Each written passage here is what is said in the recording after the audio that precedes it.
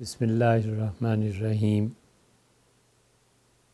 اللہ تعالیٰ کی توفیق سے دنیا بھر سے جو سوالات آتے ہیں ان کے جوابات کے لیے ایک مرتبہ پھر آپ کی خدمت میں حاضری دی جا رہی ہے۔ گزشتہ مرتبہ جرمنی سے 2 آیات ڈیلس امریکہ میں مرزا غلام احمد قادیانی صاحب کی نبوت کے دعوے کے سلسلے میں بھیجی گئی تھیں، اور ہم نے اللہ تعالیٰ ہی کی توفیق سے ان آیات کا جواب پیش کیا تھا۔ اب اس کے بعد وہاں سے مسلسل ایک لگاتار سلسلہ شروع ہوا، اور بار بار خاتم النبیین کے معانی پہ اور اس کے مصداق کون ہو سکتے ہیں، اور حضرت رسالت پناہ صلی اللہ علیہ وسلم مرتبے کے اعتبار سے اللہ کے آخری رسول ہیں اور ان سے بڑھ کر کسی کا مرتبہ نہیں ہے، اور پھر لیکن کے لفظ کی بحث اور اس پہ کئی سوالات وہاں سے وارد ہوئے۔ اتنے سوالات کے بعد خیال ہوا کہ فون پہ بات کرنے کی کوشش کی جائے، چنانچہ ان کا نمبر ڈائل کیا۔ ان کا نمبر ہے 491521838924 491521838924 اور وہاں سے جواب نہیں ملا، لیکن جن صاحب کا بھی یہ فون نمبر ہے انہوں نے پھر زحمت فرمائی اور فون کیا۔ ان کا شکریہ کہ انہوں نے اس قابل سمجھا کہ بات کریں، تو ہم نے ان سے عرض کیا کہ یہ جتنے اشکالات اور جتنے اس پہ سوالات آپ نے بھیجے ہیں یہ کوئی نئی بات نہیں ہے۔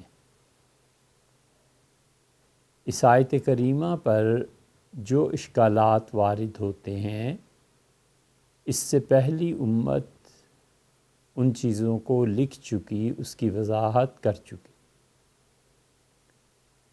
اور تفاسیر، احادیث اور لغت کی کتابیں ہر جگہ آپ کو مل جائیں گی، اور یہ کوئی نئی چیز نہیں ہے جس کے جوابات لکھے جائیں۔ تو انہوں نے دریافت فرمایا کہ وہ کون سی کتاب ہے جس میں یہ ساری چیزیں مل سکتی ہیں۔ تو ہم نے عرض کیا کہ ختم نبوت میں اس وقت جو بہت اونچے درجے کے اہل علم میں شمار ہوتے ہیں اور اپنے موضوع پر اتھینٹک سمجھے جاتے ہیں، مولانا اللہ وسایہ صاحب نے کوئی 50 جلدوں میں قادیانیت کے خلاف جو بھی رسائل لکھے گئے ہیں ان کا اکثر و بیشتر حصہ یا مکمل طور پہ وہ پورے رسائل جمع کر دیے ہیں، اور اس انسائکلوپیڈیا کو دیکھ کر آپ اپنے مطلب کے جوابات تلاش کر لیجیے۔ پھر تحریر فرمایا انہوں نے کہ یہ علماء کا کام ہے، اور علماء جب یہی کام کرتے ہیں تو پھر یہ کام کریں۔ اب کل سے لے کے آج تک مسلسل پیغامات آپ بھیج رہے ہیں، اور آج آپ نے انکشاف کیا ہے کہ آپ احمدی ہیں، اور اب معلوم ہوا کہ ہم آپ کے نزدیک کافر ہیں اور آپ ہمارے نزدیک کافر ہیں، اور 49 یا 50 پیغام صبح سے اب تک آپ مجھے بھیج چکے۔ دیکھیں، یہ نہ کریں، یہ کوئی تہذیب نہیں ہے۔ ایک آدمی جس کی طبیعت ہی مناظرے کی نہیں ہے، اور ایک آدمی جو ان جھنجھٹوں اور بحث مباحثوں میں پڑنا ہی نہیں چاہتا، اور جو اپنا موقف پازیٹیو بیان کر کے پھر چپ رہنے والا ہے، تو آخر آپ کیوں یہ چاہتے ہیں کہ وہ کسی ایسی حرکت میں مبتلا ہو جو اس کے مزاج کے خلاف؟ آپ نے پھر لکھا ہے کہ مجھے کتاب بتائیں، تو وہ کل ہی عرض کر دیا تھا فون پہ کہ محمد اللہ وسایہ صاحب نے ختم نبوت کے موضوع پر جو رسائل جمع کیا، آپ اس کا مطالعہ کر لیں۔ تو بار بار ایک ہی بات دہرانے کا کیا فائدہ؟ اور پھر آپ کا کیا خیال ہے کہ یہاں کوئی پوری ٹیم اور جماعت بیٹھی ہوئی ہے جن کو میں لگا دوں اس کام پہ کہ وہ ان سوالات کے جوابات تلاش کریں؟ کیوں؟ ختم نبوت کا عقیدہ یہ ایسی چیز ہے کہ بغیر کوئی تعویل اور توجیہ کیے آپ میرے نزدیک غیر مسلم ہیں اور میں آپ کے نزدیک کافر۔ اب کہیں بھی کوئی کفر کا مبلغ اپنے دلائل بھیجنا شروع کر دے اور ہم اس کے جوابات دینا شروع کر دیں، تو پھر ہو چکا کام اور یہ ساری بحث پٹ چکی۔ تو اس لیے آپ ایسے نہ کیجیے۔ مرزا غلام احمد قادیانی کی نبوت پہ آپ ایک نہیں، دو نہیں، 1000 دلائل بھی دیں تو بھی ہم اس شخص کو کافر سمجھتے ہیں، کافر مانتے ہیں، کافر کہتے ہیں۔ اور آپ ہمارے کفر پہ 1000 دلائل بھی لے آئیں تو کوئی جھک نہیں مارے گا اس میں، نہ اس کی کوئی پرواہ ہے، کیونکہ ہم جانتے ہیں کہ الحمدللہ ہم اپنے عقیدے کے اعتبار سے ماتریدی ہیں، مسلمان اہل السنہ میں سے۔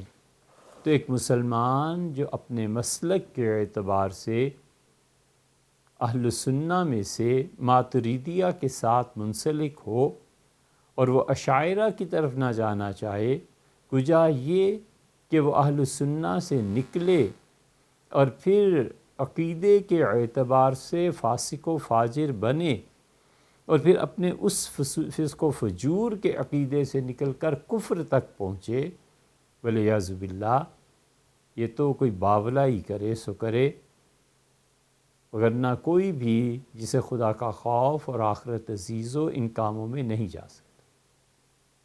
اس لیے میرے بھائی، جو آدمی پازیٹیو چل رہا ہے اسے رہنے دیں، نہ تنگ کریں۔ ایک ایک دن میں 49-50 پیغامات کسی کو لکھنا اور پھر وہی بیکار کے دلائل، ہمارے نزدیک تو دلائل بیکار ہے۔ ہمیں جو کل کو کوئی آدمی والعیاذ باللہ قرآن کریم کے غلط ہونے کے موقف کو بھیجے اور جتنا مرضی دلائل و براہین وہ بھیجتا رہے، ہمارے نزدیک ردی کی ٹوکری میں پھینکنے کے قابل اور پرکاہ کے برابر نہیں، کیونکہ جو کفر ہے ہم اس کو کیوں محض ان دلائل کی بنیاد پر مان لیں جو آج تک امت کو سمجھ ہی نہیں آئی۔ اس امت کے اکابرین سیدنا ابوبکر رضی اللہ عنہ سے لے کے اب تک جو ہمارے اساتذہ اور ہمارے مشائخ تھے، ان سب کا عقیدہ ایک ہی تھا، وہی ہمارا بھی عقیدہ ہے، جہاں وہ چلے جائیں گے ہم بھی چلے جائیں گے۔ اللہ تعالیٰ انہی کے ساتھ حشر فرمائے اور ان کی صحبت اور معیت نصیب فرمائے۔ عقیدہ قطعی چیز ہوتا ہے، خدا ایک ہے یا نہیں ہے، بس ختم۔ حضور اقدس صلی اللہ علیہ وسلم خدا کے آخری رسول ہیں یا نہیں ہیں، تقدیر ہے یا نہیں ہے، خیر اور شر اللہ کی طرف سے ہے یا نہیں ہے۔ عقیدے میں کب سے مباحث ایسی شروع ہونے لگیں کہ فروعات کیا ہیں اور آگے کیا ہے۔ خلفائے راشدین میں سیدنا عثمان رضی اللہ عنہ امیر المومنین، حضرت ابو تراب سیدنا علی رضی اللہ عنہ سے افضل ہیں یا نہیں ہیں۔ اس میں نہیں ہوتا کہ ایسے ہو جائے تو ایسے ہو جائے، ایسے یقیناً یہ باتیں بھی آپ سے طویل ہو گئیں، آپ خود جانتے اور سمجھتے ہیں۔ تو اس لیے برائے کرم آپ اپنی متعلقہ چیزوں کو اس انسائکلوپیڈیا میں ڈھونڈ لیں۔ اتنی فرصت کہاں ہے، یہاں کوئی ایسی ٹیم نہیں بیٹھی ہوئی جو سارا مل کے کام کرے، ایک اکیلے آدمی کو یہ کام کرنا پڑتا ہے، اور بھی بتیرے کام ہیں دنیا میں۔ ہم قطعاً حتمی طور پہ قادیانیوں کو کافر سمجھتے ہیں، سیدھی سادی بات ہے، اور آپ ہمیں کافر کہتے ہیں، سمجھتے ہیں، آپ کے پچھلے لکھتے چلے آئے ہیں۔ اس لیے یہ بات ایسی نہیں ہے جو پیچیبل ہو، یہ بات ایسی نہیں ہے کہ کچھ ادھر سے کچھ ادھر سے۔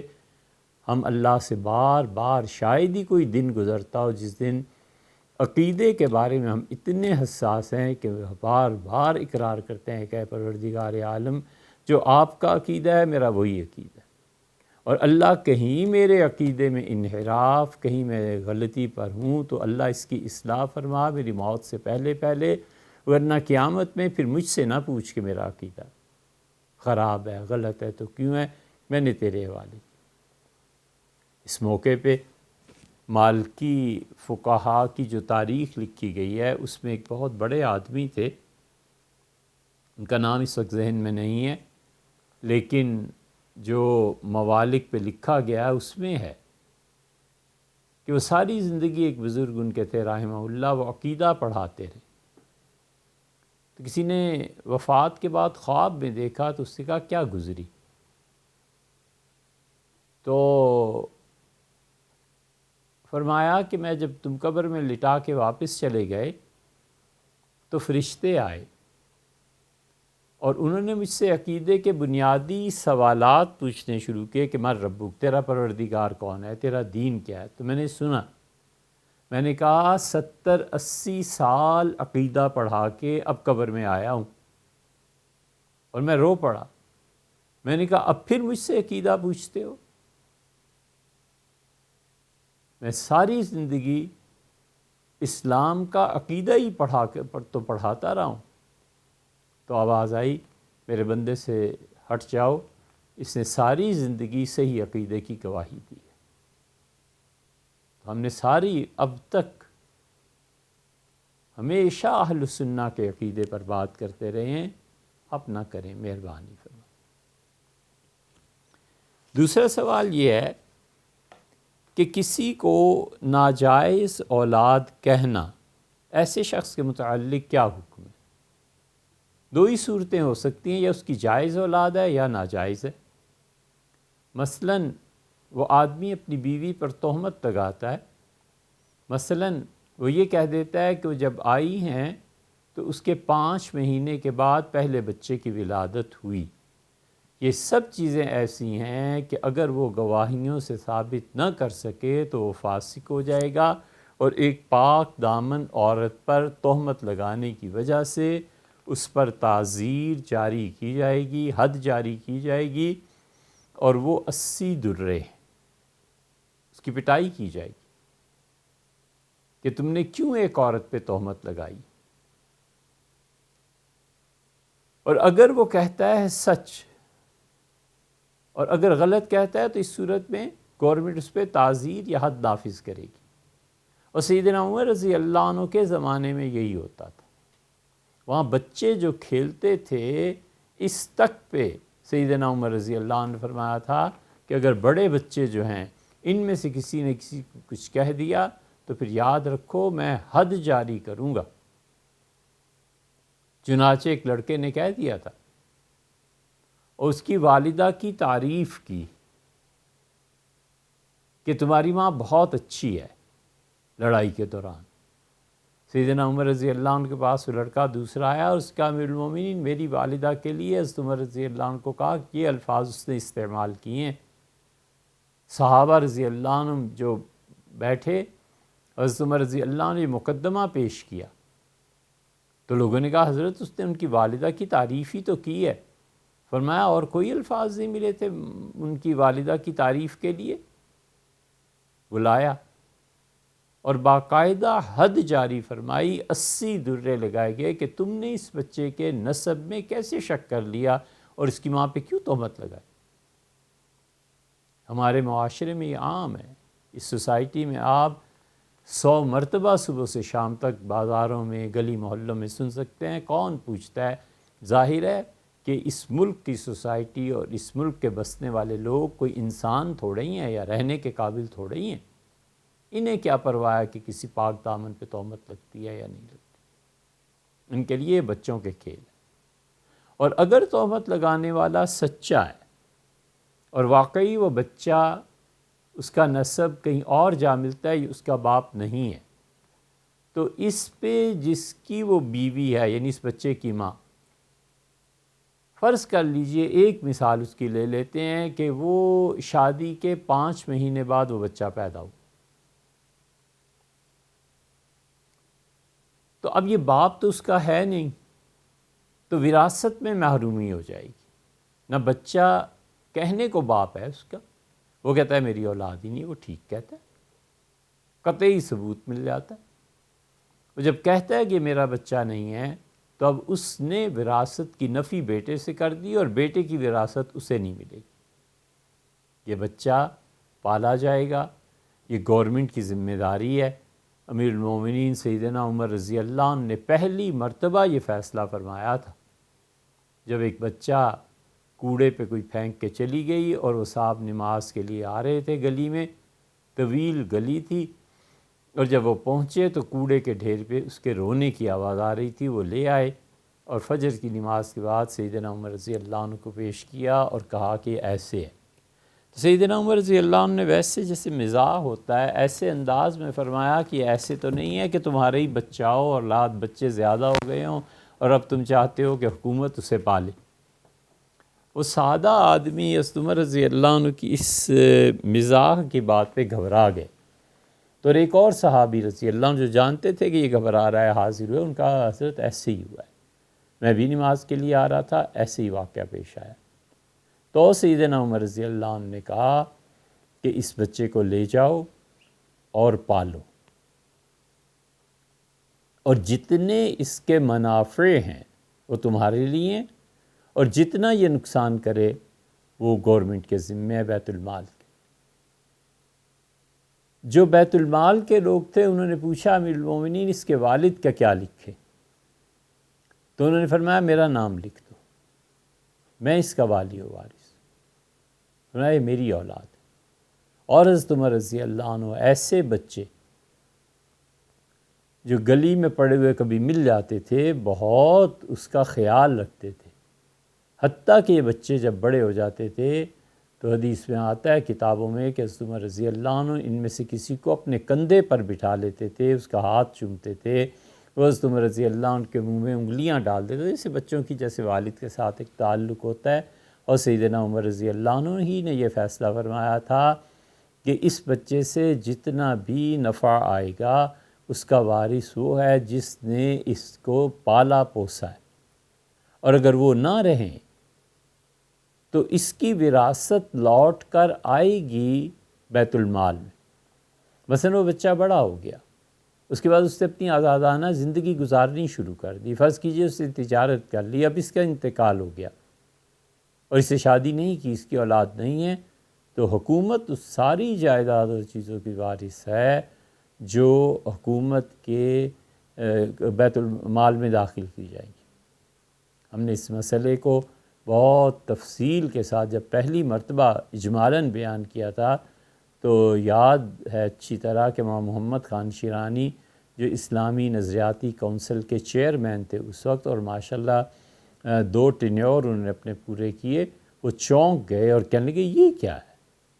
تو پھر ہم نے بڑی تفصیل سے بیٹھ کے ایک دن عرض کیا کہ حضرت یہ بچے پاکستان میں بھی ہیں اور ان کے حقوق کا خیال کیا جائے.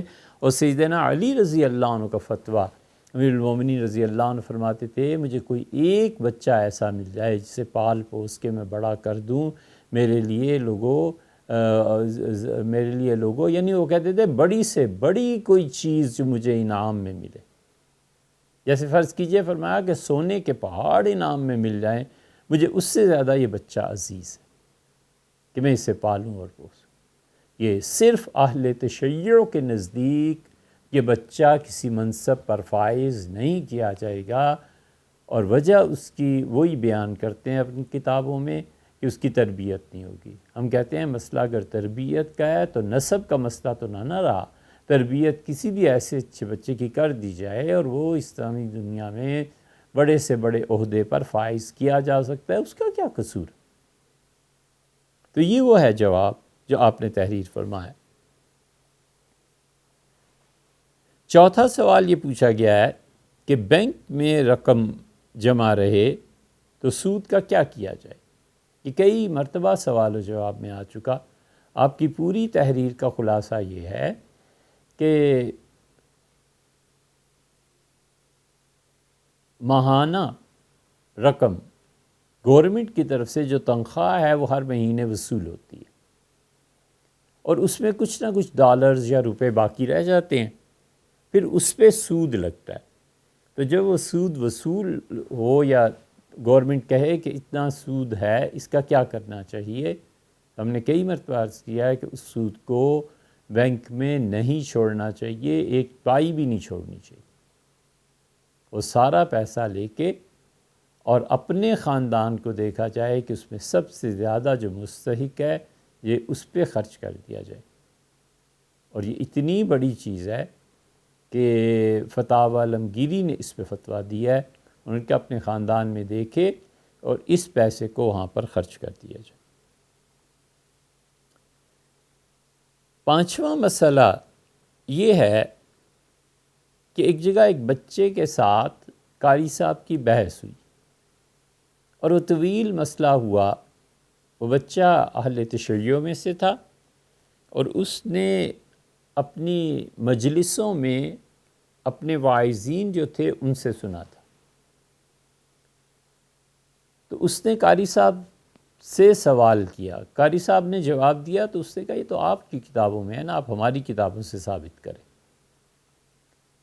کہ حضرت رسالت مآب صلی اللہ علیہ وسلم نے امتیوں میں سے کسی کے پیچھے نماز پڑھی، یا سیدنا علی رضی اللہ عنہ نے کسی کے پیچھے نماز پڑھی ہو. کیا ایسے نہیں ہوتا؟ تو قاری صاحب فرماتے ہیں کہ اب اس کا کیا جواب ہے. وہ استاد ہیں، قاری ہیں، اور اگرچہ ہم نہیں جانتے لیکن انہوں نے یہ سوال بھیجا ہے. دیکھیں قاری صاحب، مسئلہ یہاں سے نہیں شروع ہوتا.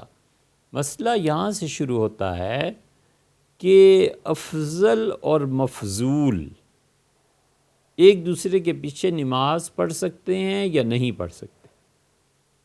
مسئلہ یہ ہے، اور یہ مسئلہ ہمارے ہاں شروع ہوتا ہے مثلاً موطا امام مالک جہاں سے شروع ہوتی ہے نا نمازوں کے اوقات، وہاں یہ آتا ہے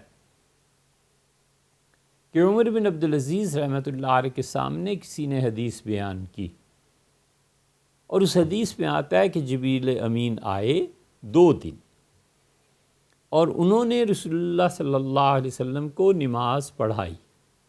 پہلے دن جب نماز کا اول وقت شروع ہوتا ہے اس وقت پڑھائی، اور دوسرے دن نماز کے اختتام کے 5 وقت اس میں نماز پڑھائی، اور عرض کیا کہ اللہ کے رسول آپ کی امت کے لیے، جناب والا کے لیے نماز کے اوقات یہاں سے شروع ہوتے ہیں، یہاں ختم ہوتے ہیں.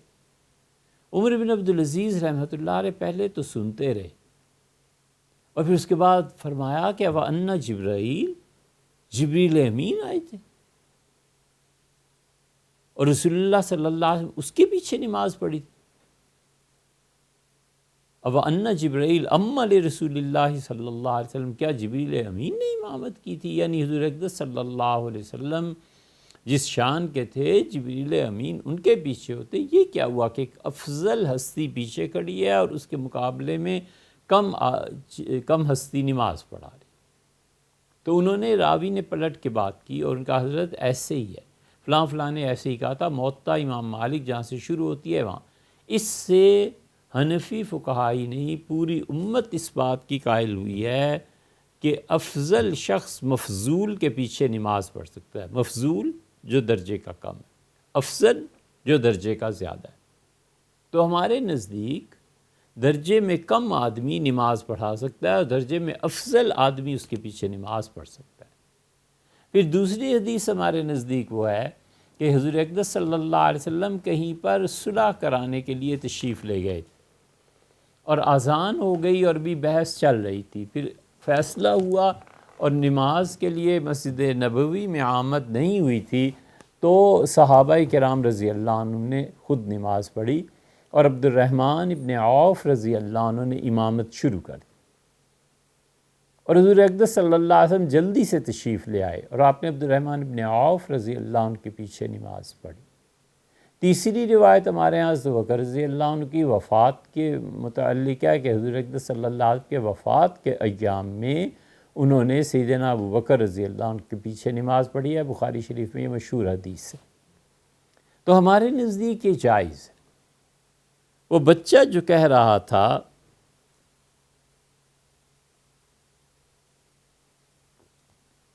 وہ در حقیقت اپنا مسلک بیان کر رہا تھا کہ ان کے نزدیک افضل جو ہے وہ کسی کے پیچھے نماز نہیں پڑھ سکتا، اور پڑھے گا تو اپنی نماز لوٹائے گا۔ اس بچے سے بھی اور جو بھی اہل تشیع بھی سنتے ہیں ان سے ایک درخواست یہ ہے کہ بیٹے، جو اہل تشیع کے یہ مجالس پڑھنے والے ان کے لوگ ہوتے ہیں، بالعموم ان میں علم کی کمی ہوتی ہے۔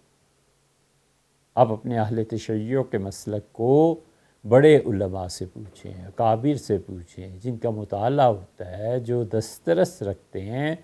بہت سے ایسے جو پاکستان سے باہر مثلا قم وغیرہ میں پڑھ کے آئے ہوتے ہیں، ان میں سے بہت سے صاحب علم ہوتے ہیں جو خود ان مجالس کے پڑھنے والوں کو، ان ذاکرین کو، ان کو منع کرتے رہتے ہیں کہ ایسی باتیں نہ بیان کیا کرو جو اصل مذہب میں نہیں۔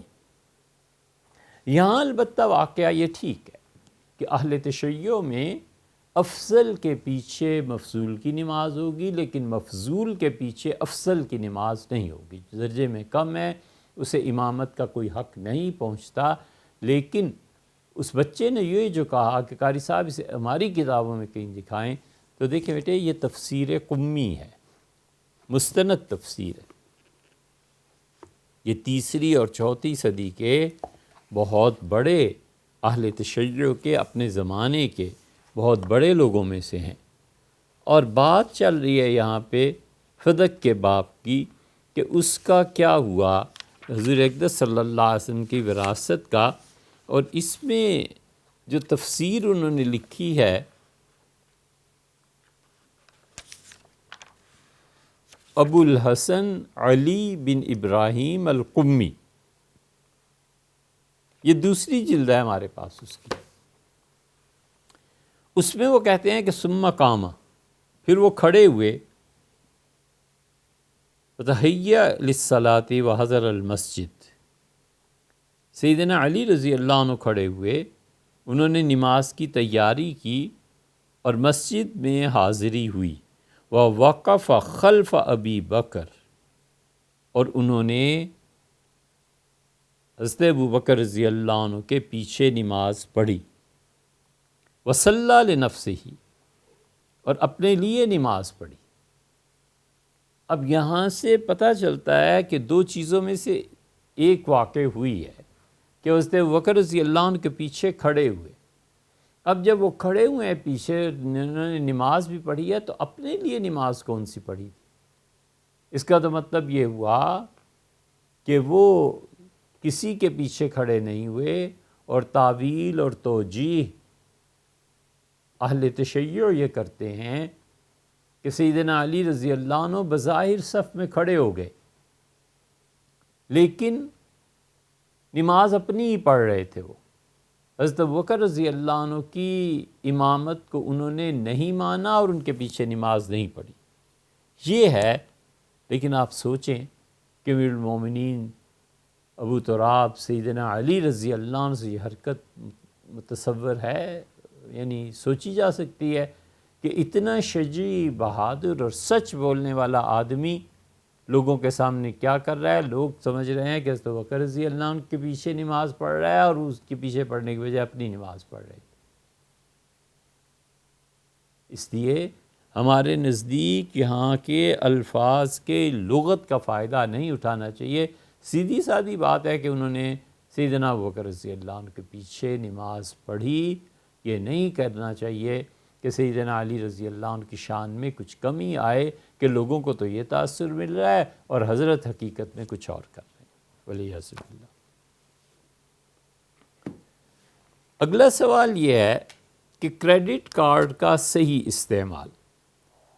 کریڈٹ کارڈ کے صحیح استعمال میں کوئی شبہ نہیں، کرنا چاہیے، کوئی حرج نہیں.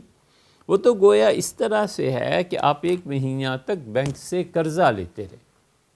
اب جب قرضے پہ بینک نے چاہا کہ سود لگے، اس سے پہلے اس تاریخ سے آپ نے بینک کو اتنے پیسے لوٹا دیے، تو یہ چیز مباح ہو گئی، جائز ہو گئی، اس میں تو کوئی حرج نہیں.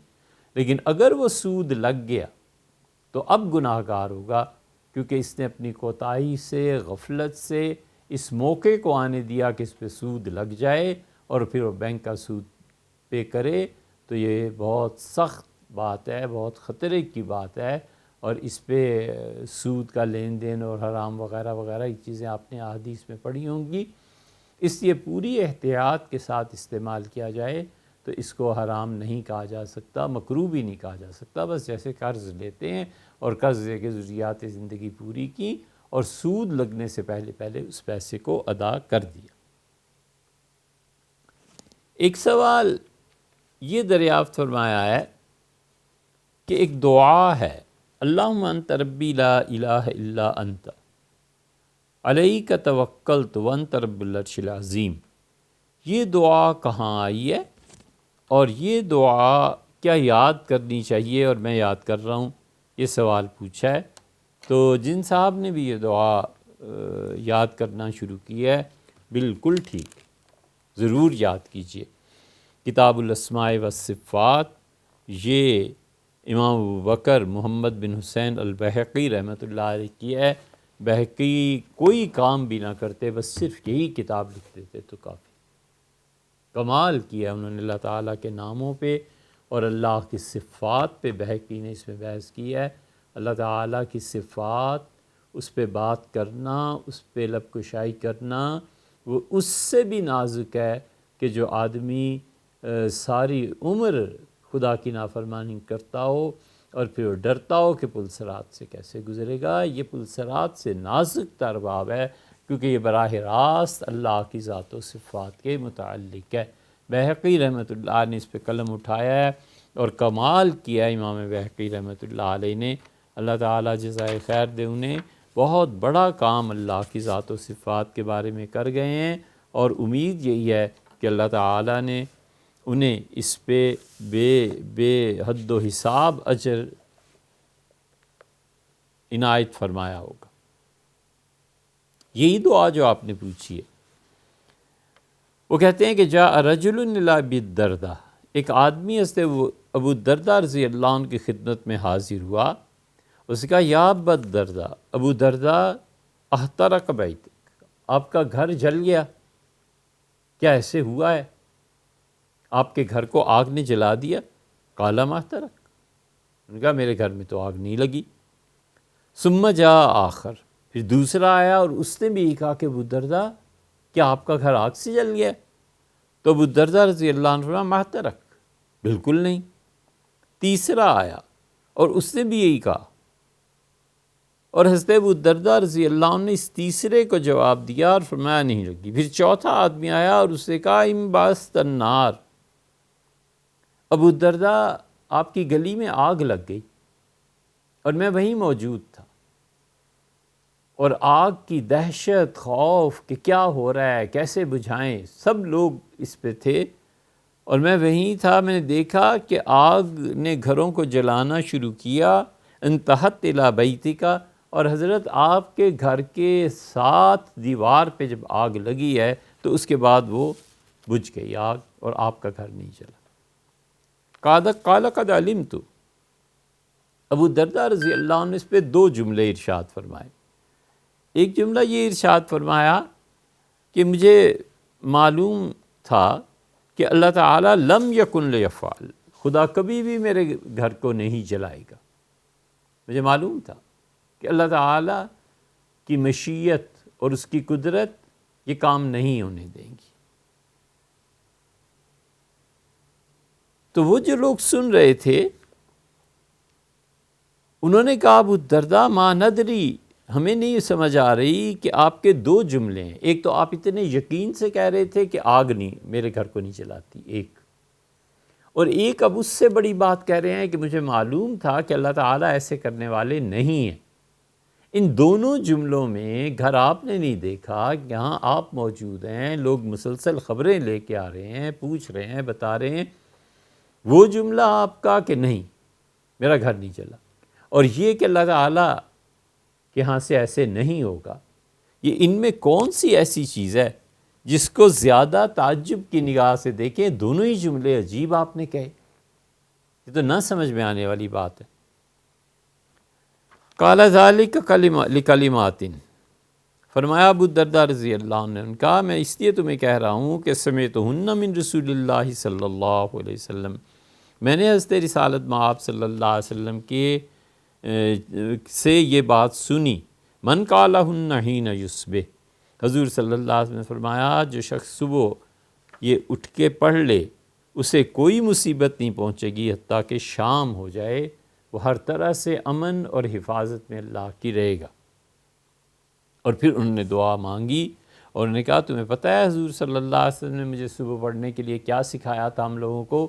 فرمایا تھا جب تم اٹھو ذرا اطمینان، مطلب اپنی ضروریات وغیرہ سے فارغ ہو کے تو صبح یہ دعا پڑھ لیا کرو، اللہم انت ربی، اے میرے پروردگار تو ہی میرا پروردگار ہے، لا الہ الا انت، اللہ تیرے علاوہ کوئی خدا نہیں، علیک توکلت، اللہ میں نے آپ پہ بھروسہ کیا، وانت رب العرش الکریم، اور اے پروردگار عرش جیسی کریم عزت والی چیز کا بھی تو ہی پروردگار ہے، ما شاء اللہ کانا، اللہ جو چاہتا ہے سو ہو جاتا ہے، وما لم یشاء لم یکن، اور جو اللہ نہ چاہے پھر کبھی بھی نہیں ہو سکتا، ولا حول، اور ولا قوت، کوئی طاقت اور قدرت نہیں ہے گناہ سے بچنے کی اور نیکی کے کرنے کی، الا باللہ العلی العظیم، مگر یہ کہ اللہ تعالیٰ جو عالی شان والا ہے اور عظمتوں والا یہ ہے جس کی مشیتیں اور تقدیر کام کرتی ہے۔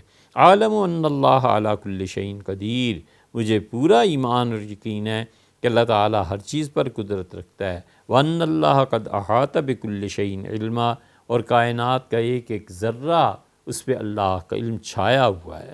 اللہم انی اعوذ بک من شر نفسی، اے پروردگار میں اپنے نفس کے شر سے تیری پناہ مانگتا ہوں، ومن شر کل دابۃ انت آخذ بناصیتها، اے پروردگار ہر وہ چیز جس میں زندگی ہے، اور اے پروردگار انت آخذ بناصیتها، اس زندہ چیز کی پیشانی تیرے ہاتھ میں۔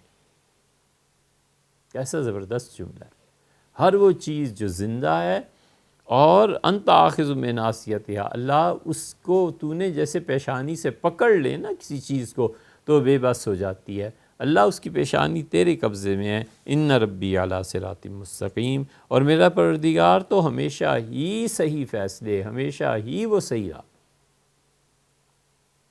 یہ دعا ہے جو آپ یاد کر رہے ہیں، اس دعا کو ابن سنی نے بھی نقل کی ہے عمل یوم واللیلہ میں، اور یہاں بھی آپ کو یہ دعا مل جائے گی، بالکل ٹھیک ہے، آپ اسے یاد کیجئے، اہل علم سے اس کی تصحیح کرا لیجئے اور روزانہ پڑھیے۔ حضرت ابو الدرداء رضی اللہ عنہ کی روایات میں یعنی صوفیاء کرام رحمہم اللہ اسے بہت اچھی روایت، اعلیٰ درجے کی روایت مانتے ہیں کہ حضرت ابو الدرداء رضی اللہ عنہ نے کہا شام تک کوئی مصیبت نہیں آتی، اللہم انت ربی لا الہ الا انت علیک توکلت وانت رب العرش الکریم ما شاء اللہ کان وما لم یشاء لم یکن ولا حول ولا قوة الا باللہ العلی العظیم اعلم ان اللہ علی کل شیء قدیر وان اللہ قد احاط بکل شیء علما اللہم انی اعوذ بک من شر نفسی ومن شر کل دابۃ انت آخذ بناصیتها ان ربی علی صراط مستقیم۔ ایک سوال ایک صاحب نے ارشاد فرمایا کہ میں نے ایک ڈرامہ دیکھ لیا اور اس میں یہ دکھایا گیا کہ شوہر نے کچھ غلطی کی اور بیوی نے اسے مارنا شروع کر دیا، تو میں سوچتا رہا کہ اگر میری بیوی مجھے ایسے کرتی تو پھر میں کیا کرتا۔ تو میں نے سوچتے ہوئے موٹر سائیکل جب کہ چلا رہا تھا یہ سوچا کہ اگر میری بیوی مجھے مارتی تو میں تو اسے طلاق دے دیتا۔ پھر اس کے بعد میں نے زبان سے کہا، وہ اس واقعے سے جو ڈرامہ میں دیکھا تھا میں اتنا متاثر ہوا کہ میں نے کہا اگر میری بیوی مجھے مارے میں تو طلاق دے دی۔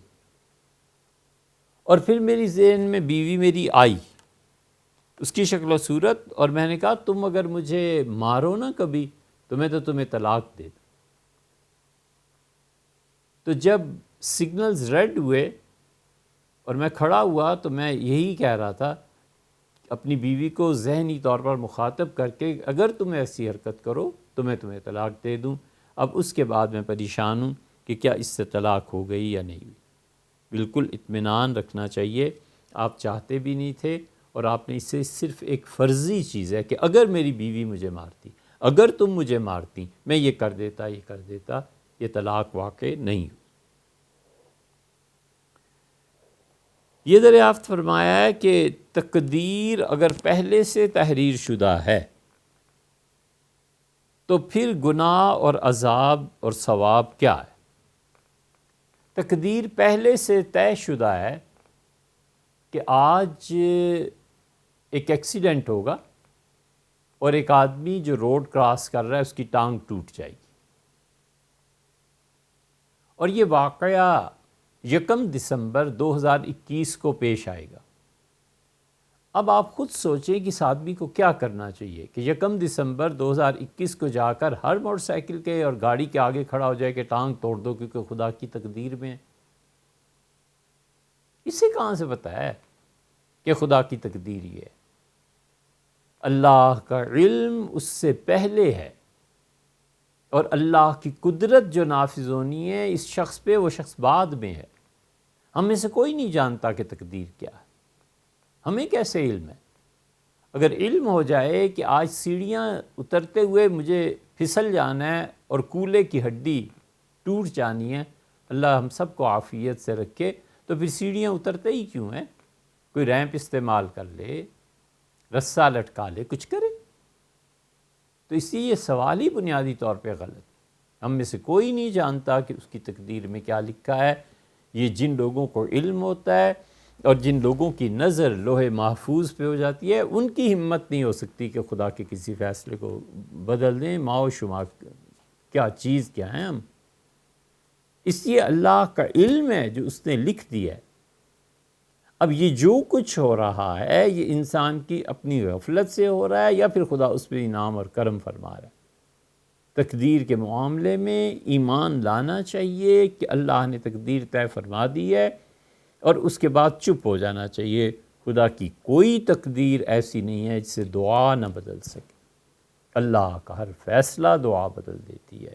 اللہ کا ہر فیصلہ دعا میں اتنی طاقت ہے کہ وہ لکھے ہوئے کو خدا خود مٹا دیتا ہے۔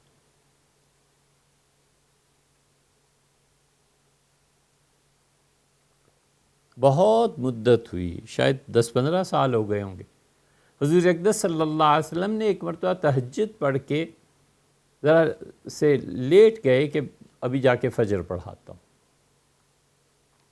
اس دوران رسول اللہ صلی اللہ علیہ وسلم نے خواب دیکھا اور مسجد نبوی میں تشریف لائے۔ اس وقت جب سورج چڑھنے کے قریب تھا، صحابہ رضی اللہ عنہ پریشان تھے کہ کیا ہوا، اور آپ نے جلدی جلدی نماز پڑھائی اور سلام کے بعد فرمایا کہ میں نے آج کچھ لوگوں کو دیکھا ہے، غالباً 17 آدمیوں کا ذکر کیا کہ ان کی تقدیر یہ طے ہو گئی تھی اور پھر وہ تقدیر اس وجہ سے بدل گئی، طے ہو گئی تھی تقدیر، پھر اس وجہ سے، پھر اس وجہ سے، پھر اس وجہ سے۔ وہ کوئی گھنٹے 1.5 گھنٹے کی ریکارڈنگ ہے، کہیں آپ کو مل سکے اسے سن لیجئے گا، اس میں یہ تشریح ہو گئی ہے۔ خیر اور شر، خیر اور شر، یہ جو تقدیر میں ہم کہتے ہیں اس پہ ایمان لائے تو ہماری اپنی نسبت ہے۔ ہم جسے خیر سمجھتے ہیں اللہ کی طرف سے نسبت ہے کہ اللہ تعالیٰ خیر کے فیصلے ہماری لیے فرماتا ہے۔ شر وہ میرے اعمال کا ہے، میرے سمجھنے کا قصور ہے۔ ہمیشہ اللہ کی طرف اچھائی کی نسبت کرنی چاہیے اور شر کی نسبت اپنے نفس اور اپنی شرارتوں کی طرف کرنی چاہیے۔ اللہ کی طرف شر کی نسبت کرنا ادب کے خلاف۔ کون نہیں جانتا اس حقیقت کو کہ سانپ اور بچھو بھی اللہ ہی نے پیدا کیے، لیکن اس کے باوجود فقہا نے لکھا ہے کہ سانپ اور بچھو یہ کہنا کہ اللہ نے پیدا کیے ہیں یہ نہ کہے، یہ کہے کہ سب جانور اللہ نے پیدا فرمائے۔ سور، سانپ، بچھو، اس قسم کی چیزوں کو ان الفاظ میں کہنا یہ ایک طرح کی بے ادبی ہے، معاذ اللہ۔ دنیا میں بیسیوں حقائق ایسے ہیں جو حقائق ہوتے ہیں، سچائی پہ مبنی چیزیں ہوتی ہیں، لیکن کوئی نہیں بولتا، خاموش رہ جاتا ہے۔ اسی لیے شریعت نے اتنا زیادہ ادب سکھایا ہے کہ بندر کے ساتھ نہیں کھیلا جا سکتا، بندر کو چکمہ نہیں دیا جا سکتا، بندر کا مذاق نہیں اڑایا جا سکتا۔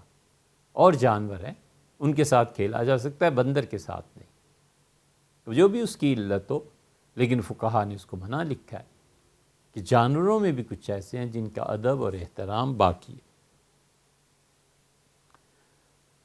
ایک بچے نے سوال لکھا ہے کہ ہم حنفی کیوں کہلاتے ہیں؟ اس لیے کہ ہم فقہ اصغر میں، چھوٹی فقہ میں، فقہ اکبر ہوتی ہے عقیدہ جس پہ اللہ کے ہاں فیصلہ ہونا ہے، اور فقہ اصغر کہتے ہیں ان مسائل کو جن کا تعلق ہماری عام روزمرہ زندگی سے ہوتا ہے، نماز، روزہ، حج، زکوٰۃ، بیع، خرید و فروخت، سود، بینکنگ وغیرہ وغیرہ، یہ سب فقہ اکبر میں آتا ہے۔ عقیدے کو چھوڑ کے باقی سب چیزیں فقہ اصغر کہلاتی ہیں، اور اس میں ہم امام ابو حنیفہ رحمۃ اللہ علیہ کے فتوے پہ چلتے ہیں۔ تو چونکہ امام ابو حنیفہ رحمۃ اللہ علیہ کا فتویٰ ہوتا ہے، اس کی پیروی کی جاتی ہے، اس نسبت سے ہم حنفی کہلاتے ہیں۔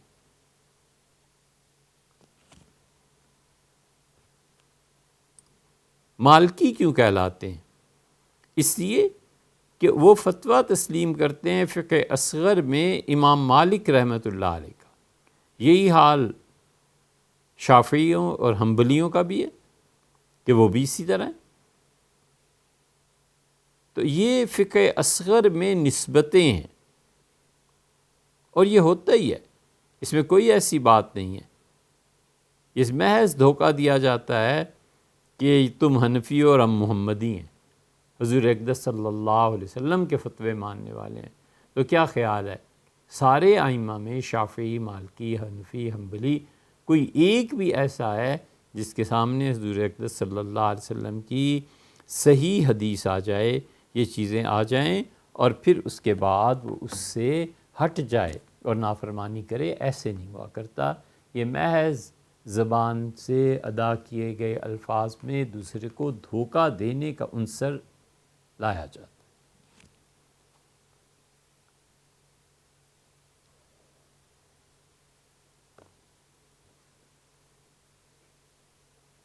ایک اور سوال کسی بچے نے تحریر فرمایا کہ کوئز پروگرام، اس کے سوالات ہم بھیجتے ہیں اور اس کے جواب نہیں دیے جاتے۔ اس کی وجہ یہ ہے بیٹے کہ کوئز پروگرامز جو ہوتے ہیں نا، اس کا تعلق آپ کے اپنے مطالعے سے ہے۔ آپ پڑھیے، ہم آپ کو ایک اور درجہ اوپر لانے کی بات کرتے ہیں، ہم بتا دیں تو کیا فائدہ؟ آپ کوئز میں جیت جائیں گے نا زیادہ سے زیادہ۔ اس سے بہتر نہیں ہے کہ آپ افتخار عارف صاحب کو دیکھیں، اس سے بہتر نہیں ہے کہ عبید اللہ بیگ کو دیکھیں، اس سے بہتر نہیں ہے کہ قریش پور کو دیکھیں۔ آپ ان کی سی ڈیز نکالیے، ان کے اب بھی اللہ تعالیٰ سلامت رکھے افتخار عارف صاحب کو، ان کی گفتگو، ان کے لوگوں کی چیزیں دیکھیے۔ اتنا پڑھا ہے کہ کوئز کیا چیز ہے ان لوگوں کے سامنے، تو آپ اوپر اٹھیے۔ ہم آپ کو بتا دیں تو آپ بیساکھیوں پہ چلیں گے نا، یہ نہ کیجیے۔ آپ خود وہ صداقت کے لیے جس دل میں مرنے کی تڑپ، پہلے اپنے پیکر خاکی میں جان پیدا کریں۔ پہلے اپنے میں جان پیدا کریں، پھر کوئز اور مقابلے کے لیے آئیں۔ اس سے پہلے ہی آپ کیوں اتر گئے تھے؟ تعجب کی بات ہے، اور شاید آپ بھی محظوظ و ہنسیں، سیتاپور اور لکھنؤ 2 خواتین کے سوالات آئے ہیں، اور انہوں نے کہا کہ ہم نے وہ پروگرام بھی سنے ہیں جس میں FM 100 ریڈیو کی تقاریر تھی اور پلاؤ پکانے کا طریقہ بتایا گیا تھا۔ تو کہنا یہ ہے کہ قبولی کیسے پکتی ہے، اور دوسری بات یہ کہ کوئی اچھا سا سوپ بنانے کا طریقہ بیان کیجئے تاکہ سردیوں میں اس سے لطف اٹھایا جا سکے۔ تو دونوں بہنوں کی خدمت میں سلام ہے، انشاءاللہ کسی وقت بیان کر دیں گے۔ ایک سوال یہ ہے کہ کھانے کے بعد کی دعا میں کیا پڑھنا چاہیے؟ وَجَعَلَنَا مِنَ الْمُسْلِمِينَ یا وَجَعَلَنَا مُسْلِمِينَ، دونوں میں سے کیا پڑھنا چاہیے؟ صحاح ستہ کی جتنی ہیں روایات، ان میں حضور اقدس صلی اللہ علیہ وسلم کا صحیح ترین احادیث میں من کا لفظ نہیں ملا۔ آپ کوشش کیجئے، ممکن ہے آپ کو مل جائے تو ضرور بتائیے گا، لیکن ہم جتنی کوشش کر سکتے تھے اس میں نہیں ملا۔ یہ ترمذی اور ابو داؤد وغیرہ میں، ترمذی ہمارے سامنے ہے، اس میں کتاب الدعوات حضور اقدس صلی اللہ علیہ وسلم کی دعاؤں کا ذکر ہے کہ کس کس موقع پہ حضور صلی اللہ علیہ وسلم کیا کیا دعا مانگتے تھے۔ تو یہاں لکھا ہے، اور یہ حضرت ابو سعید خدری رضی اللہ عنہ کی روایت ہے کہ کان النبی صلی اللہ علیہ وسلم اذا اکل او شربا، حضور اقدس صلی اللہ علیہ وسلم جب کوئی لقمہ تناول فرماتے تھے یا کسی بھی مشروب کا گھونٹ پیتے تھے تو اس کے بعد کہتے تھے الحمدللہ الذی اطعمنا وسقانا وجعلنا مسلمین۔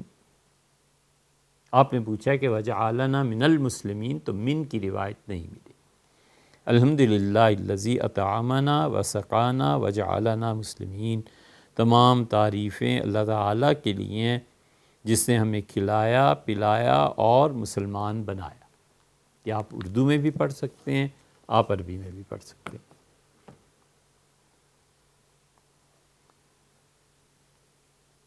رشتے کے سلسلے میں ایک خاتون نے خط لکھا ہے اور کافی تفصیلات لکھی ہیں۔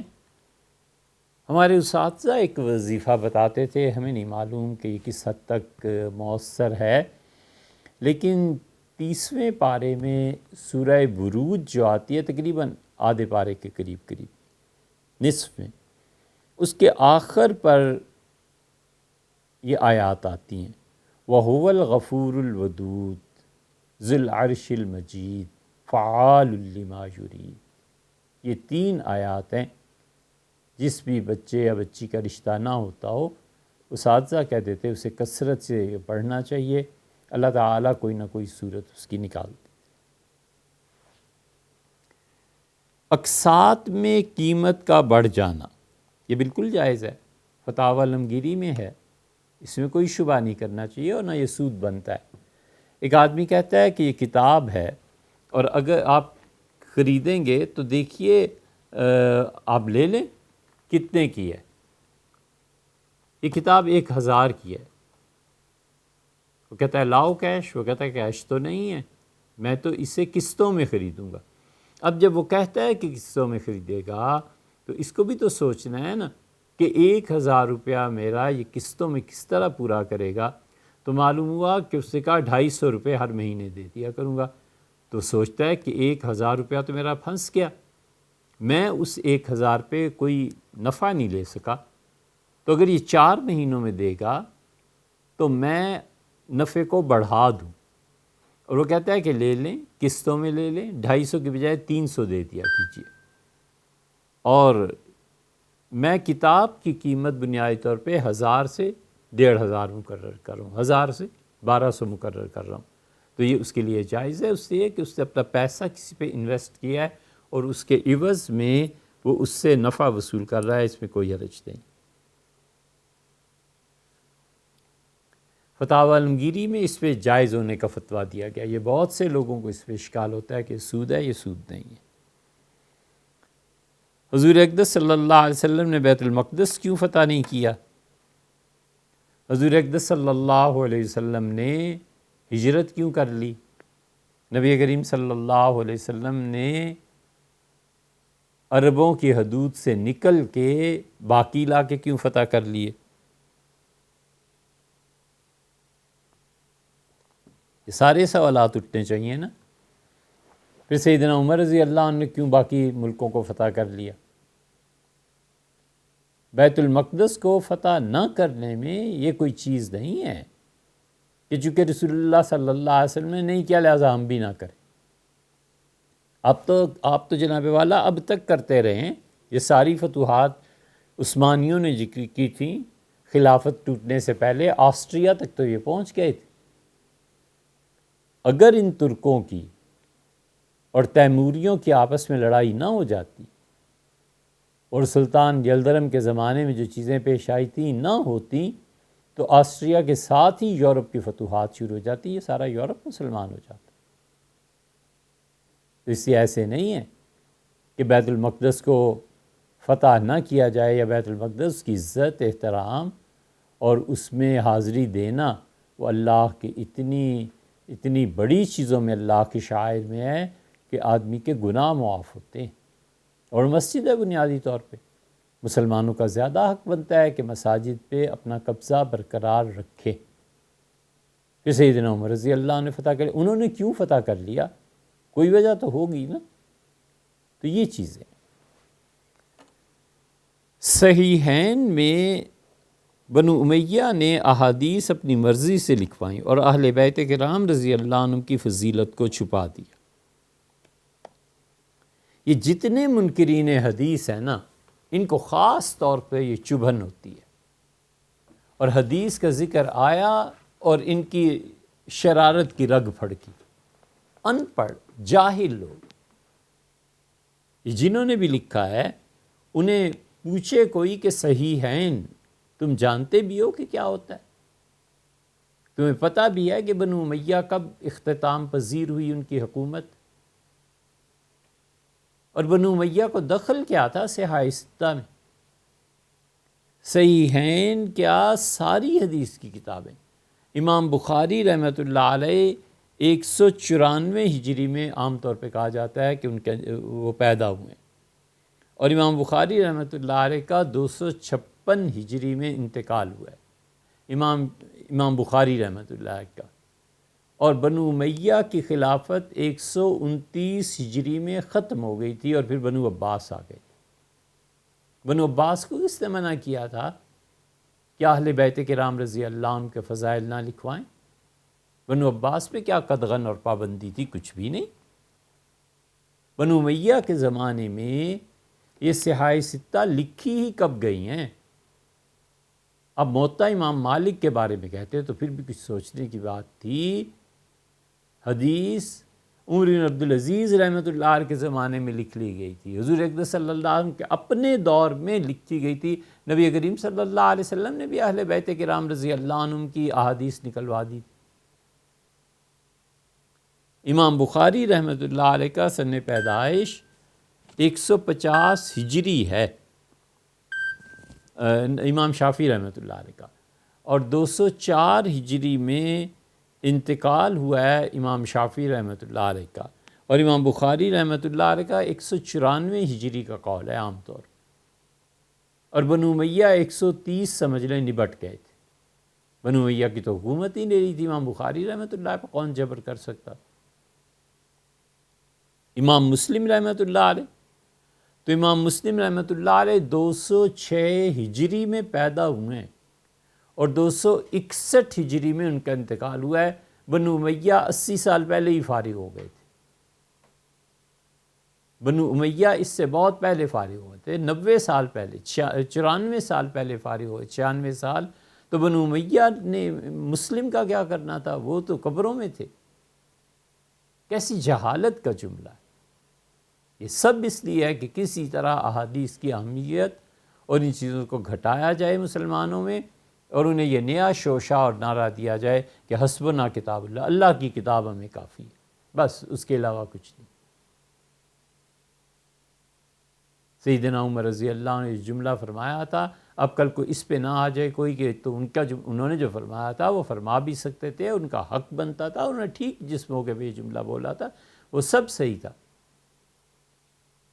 سیدنا علی رضی اللہ عنہ نے تو فرمایا تھا کہ اللہ کے علاوہ کسی کا حکم نہیں مانا جانا چاہیے، اور یہی جملہ جب خارجیوں کے ہاں، خارجی جو کچھ کہتے تھے وہ بالکل ظلم کرتے تھے۔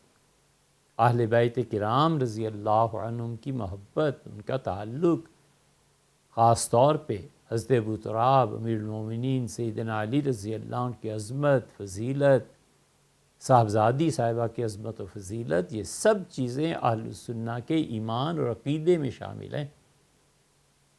ہم نہ تو ناسبی ہیں کہ اہل بیت کرام رضی اللہ عنہ کو برا بھلا کہیں، اور نہ ہم اہل تشیع ہیں کہ صحابہ کرام رضی اللہ عنہ میں بہت سے معائب اور یہ چیزیں نشر کرنے لگے ہیں۔ اہل سنہ کا سیدھا سا عقیدہ ہے۔ اسی طرح امام ترمذی رحمۃ اللہ علیہ 200 ہجری میں پیدا ہوئے ہیں، 70 سال پہلے بنو امیہ نبٹ گئے، اور امام ترمذی رحمۃ اللہ علیہ کے انتقال 280 ہجری کے قریب ہوا ہے۔ 80 سال گویا انہوں نے عمر پائی۔ انہوں نے زمانہ ہی بنو عباس کا دیکھا، سارا وقت تو اسی میں رہے۔ ابو داؤد کو لے لیں، امام ابو داؤد جو تھے رحمۃ اللہ علیہ، یہ 2 سال بڑے تھے امام ترمذی رحمۃ اللہ علیہ سے۔ تو 202 ہجری میں ابو داؤد پیدا ہوئے۔ امام ترمذی رحمۃ اللہ علیہ اس شان کے آدمی تھے کہ انہوں نے خود اپنی ترمذی میں لکھا ہے کہ سمع منی محمد بن اسماعیل البخاری، یہ حدیث مجھ سے امام بخاری رحمۃ اللہ علیہ نے سنی ہے۔ تو استاد ہو گئے امام بخاری رحمۃ اللہ علیہ کے۔ یہ بڑا شرف ہے جو اللہ نے انہیں دیا ہے کہ امام بخاری رحمۃ اللہ علیہ نے حدیث اپنے سے کم علم والوں سے، چھوٹوں سے لی۔ عمر میں بڑے تھے چاہے یا چھوٹے تھے، اس کی بات نہیں ہے، مرتبت اور درجے کی بات ہے۔ اور نسائی رحمۃ اللہ 215 ہجری میں پیدا ہوئے ہیں، یعنی 85 سال پہلے بنو امیہ کا چراغ گل ہو چکا تھا ان کی سلطنت کا۔ ابن ماجہ 209 ہجری میں پیدا ہوئے ہیں، اور ان کا انتقال ہوا ہے 303 میں۔ تو 4 برس آپ کم کر دیں صدی سے، 96 برس ان کی عمر رہی ہے۔ حیات طیبہ بنو عباس کا دور تھا۔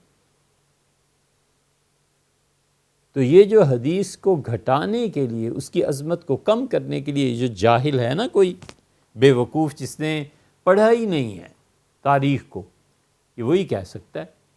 باقی کوئی آدمی صاحب علم ہو، سنجیدہ ہو، کوئی خدا کا خوف ہو بنیادی طور پہ، وہ یہ نہیں کہہ سکتا۔ ایک سوال یہ تحریر فرمایا ہے کہ شوہر اور بیوی کا ایک دوسرے کو غسل دینا میت کی صورت میں، یہ مسئلہ پہلے ہو چکا ہے۔ دیکھیں، عورت کی عدت باقی ہوتی ہے تو شوہر کا نکاح اس وقت تک باقی ہوتا ہے، اور عورت کی موت، وہ عورت کی عدت باقی ہوتی ہے، اس لیے اس کا تعلق قائم ہوتا ہے۔ اس لیے اگر کہیں غسل دینے کے لیے شوہر کو کوئی نہ ہو تو عورت اپنے شوہر کو غسل دے سکتی ہے۔ آپ نے حدیث نقل کیا کہ حضور اقدس صلی اللہ علیہ وسلم نے فرمایا تھا ام المؤمنین سے عائشہ رضی اللہ عنہا سے کہ اگر میرا انتقال ہو جائے پہلے تو تم مجھے غسل دو گی، اور تمہارا ہو جائے گا تو میں دوں گی۔ یہ حدیث امت کے لیے عام نہیں ہے، کہ حضور اقدس صلی اللہ علیہ وسلم کی اپنی خصوصیت ہے۔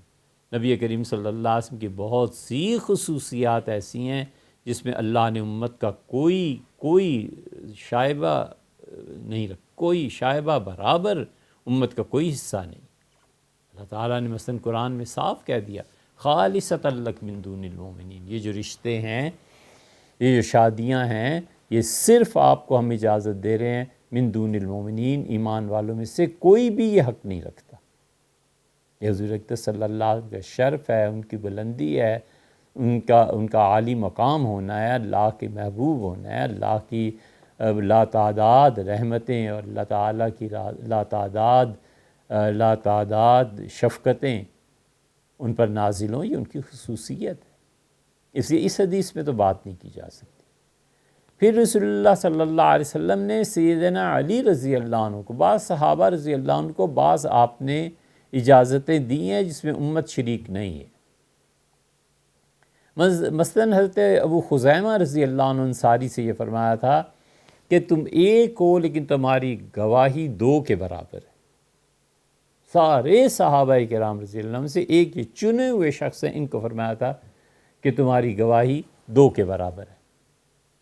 تو جہاں صحابہ کرام رضی اللہ عنہ کو دو گواہوں کی ضرورت پیش آتی تھی، وہ ایک انہی کو لے جاتے تھے، کہ حضرت نے ان کے متعلق ارشاد فرمایا تھا کہ ان کی گواہی دو کے برابر ہے صلی اللہ علیہ وسلم۔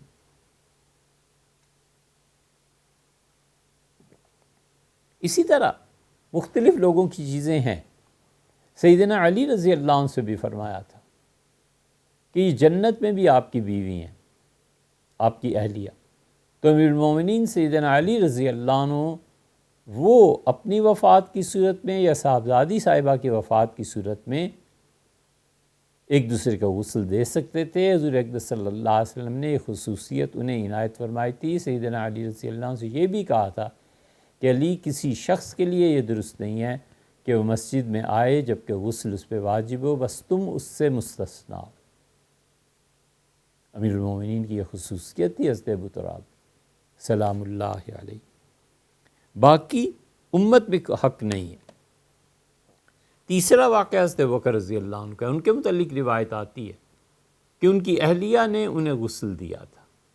اگر یہ روایت ثابت ہو جائے، مضبوط ہو جائے، تو کوئی ایسی بات نہیں ہے۔ اب بھی مسئلہ یہی ہے کہ اگر غسل دینے والے لوگ موجود نہ ہوں یا موسم کی یا اور کوئی معذوری پیش آ جائے تو بیوی شوہر کو غسل دے سکتی ہے، لیکن شوہر بیوی کو غسل نہیں دے سکتا، کیونکہ موت نکاح کو خود توڑ دیتی ہے۔ میاں بیوی جو ہوتے ہیں نا، یہ اصلاً ایک دوسرے کے رشتہ دار نہیں ہوتے۔ رشتہ یا دودھ سے بنتا ہے یا خون سے بنتا ہے۔ یہ تو دو مختلف گھرانوں کی آپس میں سنجوگ ہے کہ انسانی ضروریات زندگی، نسل انسانی کو بڑھانے کے لیے، معاشرے میں امن اور محبت قائم کرنے کے لیے مودتم و رحمہ، اللہ کہتا ہے شادی کے مقاصد میں سے ایک یہ ہے کہ تمہارے درمیان محبت میں اضافہ ہو اور رحمت کا رویہ ہو ایک دوسرے کے ساتھ۔ یہ سارے یہ ریلیشنز ہیں۔ اس لیے پھر عورت کو چونکہ عدت نے باندھا ہوا ہوتا ہے تو وہ غسل دے سکتی ہے، شوہر غسل نہیں دے سکتا۔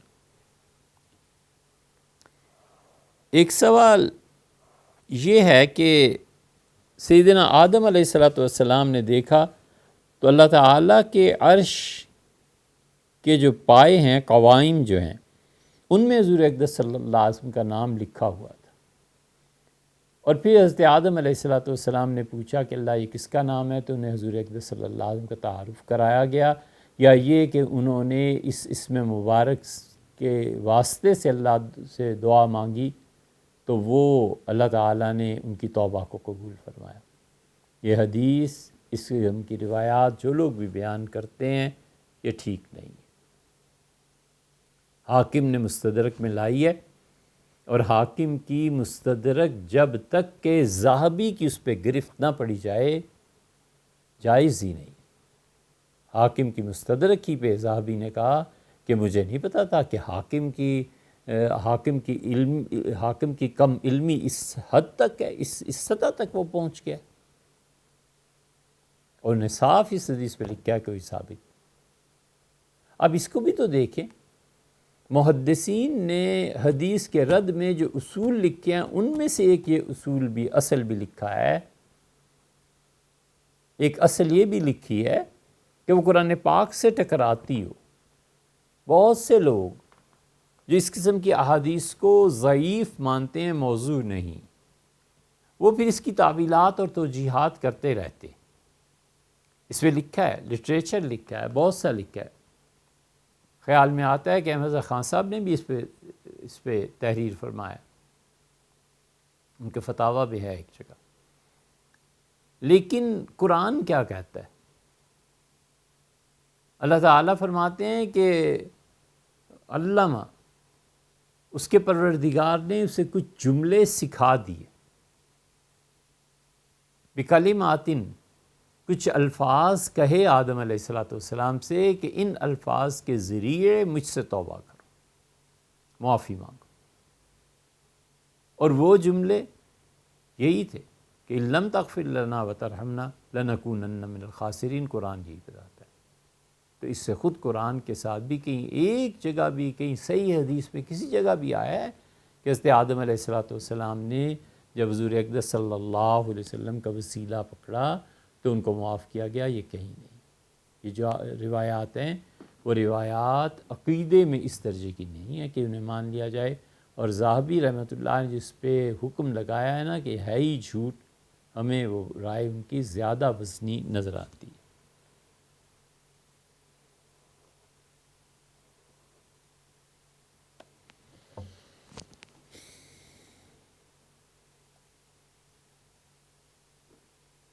ایک سوال یہ تحریر فرمایا ہے کہ ہم امریکہ میں اور آسٹریلیا وغیرہ میں رہتے ہیں، تو کیا یہودیوں سے پڑھنا جائز ہے یا نہیں؟ اب جنہوں نے بھی سوال لکھا ہے، اگر کوئی ان سے بات ہوتی تو ہم پوچھتے کہ آپ نے جب عزم فرمایا تھا، ارادہ کیا تھا کہ سائنس، ٹیکنالوجی اور یہ چیزیں پڑھنے کے لیے جا رہے ہیں، تو آپ کا کیا خیال تھا؟ مدینہ یونیورسٹی میں داخلہ لینا تھا یا آسٹریلیا اور US جا کے پڑھنا تھا؟ یہ تو اس وقت سوچنے کی بات تھی نا کہ وہاں تو یہودی اور عیسائی پڑھائیں گے۔ اللہ کا شکر ہے اب ہمارے مسلمان بچے، یہاں کے مہاجر یا ان کی اگلی نسل، وہ لوگ پڑھانے لگے ہیں بہت سی یونیورسٹیز میں۔ اللہ کا احسان ہے، اور اس سے بڑا پروردگار عالم کا احسان یہ ہے کہ ہمارے وہ بچے، وہ سائنٹسٹ جو اب پڑھا رہے ہیں، وہ اس سرمائے کو یہاں لائیں اور اس درجے کی تعلیم اس ملک میں بھی عام کریں۔ اللہ کا بہت بڑا احسان ہو اگر وہ ٹیکنالوجی اور وہ چیزیں ہمیں بھی نصیب ہوں، ہمارے بچے اسے پڑھیں اور یہیں کی مٹی میں پیدا ہونے والے ان کی اگلی نسلیں یہاں کے پڑھائیں۔ یہ تو آپ کو اس وقت سوچنا یہ چاہیے تھا کہ آپ مکہ یونیورسٹی پڑھنے جا رہے ہیں کہ آسٹریلیا؟ اب جب آپ نے پڑھ لیا یا آپ پڑھ رہے ہیں، اب آپ کو یہ یاد آئی کہ یہودی۔ بھیا، قوموں کے عروج و زوال یہ اس تنگ نظری سے کبھی بھی عروج نہیں پیدا ہوتا، زوال ہی پیدا ہوتا ہے۔ آپ کو معلوم ہے کہ اسپین میں، یہ آپ پڑھیے اس کو، انسائکلوپیڈیا اب تو چھپنا بند ہو گیا نا، برٹانیہ کا، اس میں آپ پڑھیے ہسٹری آف سائنس، وہ چیپٹر نکالیے۔ انہوں نے صاف صاف یہ اعتراف کیا ہے کہ جس وقت اسپین میں مسلمانوں کے پاس سرکاری کتب خانے میں 5 لاکھ کتابیں تھیں پڑھنے پڑھانے کے لیے، اس وقت یورپ میں 5000 کتابیں بھی نہیں تھیں۔ مسلمانوں نے اللہ کی تائید اور علم میں گہرائی، سنجیدگی، اس سے فتح پائی ہے اور اس سے رفعت پائی ہے اور اس سے وہ اوپر اٹھے۔ یہاں تک کہ موسیٰ بن میمون پیدا ہوا ہے یہودیوں کے یہاں،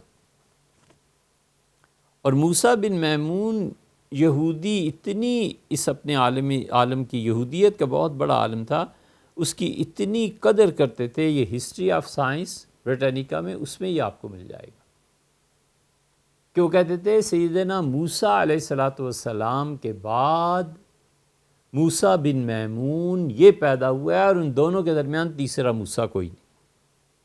وہ اتنی زیادہ اس کی تعظیم اور عزت کرتے تھے کہ موسیٰ بن میمون جیسا، اور کتنی زبانیں تھا، فر بولتا تھا، سریانی زبان تھی، عبرانی تھی، عربی تھی، یہ سب زبانیں وہ اس زمانے میں بولتا تھا، اور یہودیوں کا امام تھا، حتیٰ کہ وہ وہاں سے چلا اور 1204 اب تو 2021 آ گئی نا، 1204 کا آپ دیکھ لیں، 900 برس پہلے اندلس میں ہی پیدا ہوا، یہودیوں میں بڑا مقام تھا۔ پھر وہ مصر آیا، اور یہاں سلطان صلاح الدین ایوبی نے اسے خاص اپنا معالج مقرر کیا۔ اللہ کا شکر ہے اس وقت کوئی مذہبی پسماندہ، تنگ ذہن یہ مذہبی لوگ نہیں پائے جاتے تھے جو اس کے کان میں جا کے کہتے کہ حضرت یہودی ہے اور آپ نے بیت المقدس فتح کر لیا ہے، ایسے نہ ہو کہ یہودی موسیٰ بن میمون کسی چیز میں زہر گھول کے جناب والا کو پلا دے اور ہم سلطان صلاح الدین ایوبی سے محروم ہو جائیں۔ اس وقت ایسے قصے کہانیاں نہیں ہوا کرتے تھے، لوگ اعتماد کرتے تھے، اور لوگوں کو پتہ تھا کہ مجھے زہر پلانے کا کیا مطلب ہے، کون پلا سکتا ہے۔ سلطان صلاح الدین ایوبی رحمۃ اللہ علیہ نے اسے اپنے پرسنل سٹاف میں مقرر کیا، وہ ان کے گھر والوں کا سب کا علاج کرتا تھا۔ تو اس لیے جو آپ پڑھنے گئے ہیں نا، آپ عقیدہ پڑھنے تھوڑی گئے ہیں، یا تو آپ عقیدہ پڑھنے گئے ہوں تو ہم پھر بھی گئے ہیں، اس میں بھی ہم کہیں کہ یار پڑھ کیا ہوتا کہ تمہیں پتہ چلے کہ کفر میں گندگی کتنی ہے، تاکہ پتہ چلے کہ کفر کے عقائد کس قدر پس درجے پہ انسان کو لے جاتے ہیں۔ یہ وحی ہے جس نے رفعت عطا کی، یہ وحی ہے جو صحیح عقیدہ بتاتی، یہ وحی ہے جس بنیاد پر عقل اس کے پاؤں ٹوٹ جاتے ہیں، اور وہ وحی بتاتی ہے کہ اللہ کی ذات اور صفات اس کے متعلق کیا عقیدہ ہے، اور یہ وحی ہے جو صحیح عقیدے کے لوگوں کو دکھا دیتی ہے، بتا دیتی ہے کہ یہ لوح محفوظ دیکھو، اس پہ یہ لکھا ہوا، اور جب دیکھتے ہیں تو کہتے ہیں سوال ہی پیدا نہیں ہوتا کہ ہمارے دشمن کو فتح حاصل ہو جائے، کل کی صبح ہماری ہے، کل کی شام بھی ہماری ہے، ان کو کون پوچھتا ہے؟ یہ علم ہے، پھر اس پہ عمل ہے، پھر اس میں اخلاص ہے، یہ اللہ کی معرفت ہے اور اللہ کی محبت ہے جس سے یہ مقامات ملتے ہیں۔ ایک سوال یہ ارشاد فرمایا ہے کہ خلا کیسے ہے، خلا کیا چیز ہے؟ دیکھیں، عورت پہ جب ظلم ہوتا ہے تو نکاح کی بندش کو توڑنے کے لیے جو وہ قانونی طور پہ چارہ جوئی کر سکتی ہے وہ خلا ہے۔ خلا کا کوئی تعلق حکومت سے نہیں ہے، خلا یہ پرسنل میٹرز ہے۔ اسے کوئی یہ ضرورت محسوس نہیں کرتا تھا کہ خلافت راشدہ میں بھی جو خلا ہوا ہے امیر المومنین کو اطلاع دی جائے، اور نہ خلافت راشدہ یا بعد میں بھی صحابہ کرام رضی اللہ عنہم اس پہ کچھ پوچھتے تھے۔ موطا امام مالک کی کتاب الخلا دیکھیے، اور موطا میں ہے کہ ربی بنت معوذ اور ان کی پھوپھی آئیں حضرت عبداللہ ابن عمر رضی اللہ عنہ کے پاس، اور مسئلہ کچھ قانونی پیچیدگی کا تھا۔ تو ربی بنت معوذ نے کہا کہ خلا لیا تھا اور اس طرح یہ چیزیں پیش آئی تھیں، اور میں نے پھر جا کر امیر المومنین سیدنا عثمان رضی اللہ عنہ کو کہا کہ میں نے خلا لے لیا اپنے شوہر سے۔ سیدنا عثمان رضی اللہ عنہ خاموش رہے، کچھ نہیں فرمایا۔ تو ان کا کچھ نہ فرمانا اور موطا کی روایت، اس کا مطلب ہے حکومت کا کوئی دخل ہی نہیں ہے، سیدھی سادی مسلمانوں کی آپس کی بات ہے۔ تو اس پہ عبداللہ ابن عمر رضی اللہ عنہ نے کہا کہ ایک طلاق ہوئی، خلا والی جو عورت ہے اسی شوہر سے دوبارہ نکاح کرنا چاہے تو یہ طلاق بائن ہوئی تھی۔ بائن کس کو کہتے ہیں؟ فوری طور پہ طلاق اس پہ نافذ ہو گئی۔ اب اسی شوہر سے وہ دوبارہ اسی وقت نکاح کر کے بغیر کسی عدت کے اس کی بیوی ہے، اور اگر اس عورت نے شادی اب کہیں اور کرنی ہے تو وہ عدت گزارے گی۔ کوئی خاتون فرض کر لیتے ہیں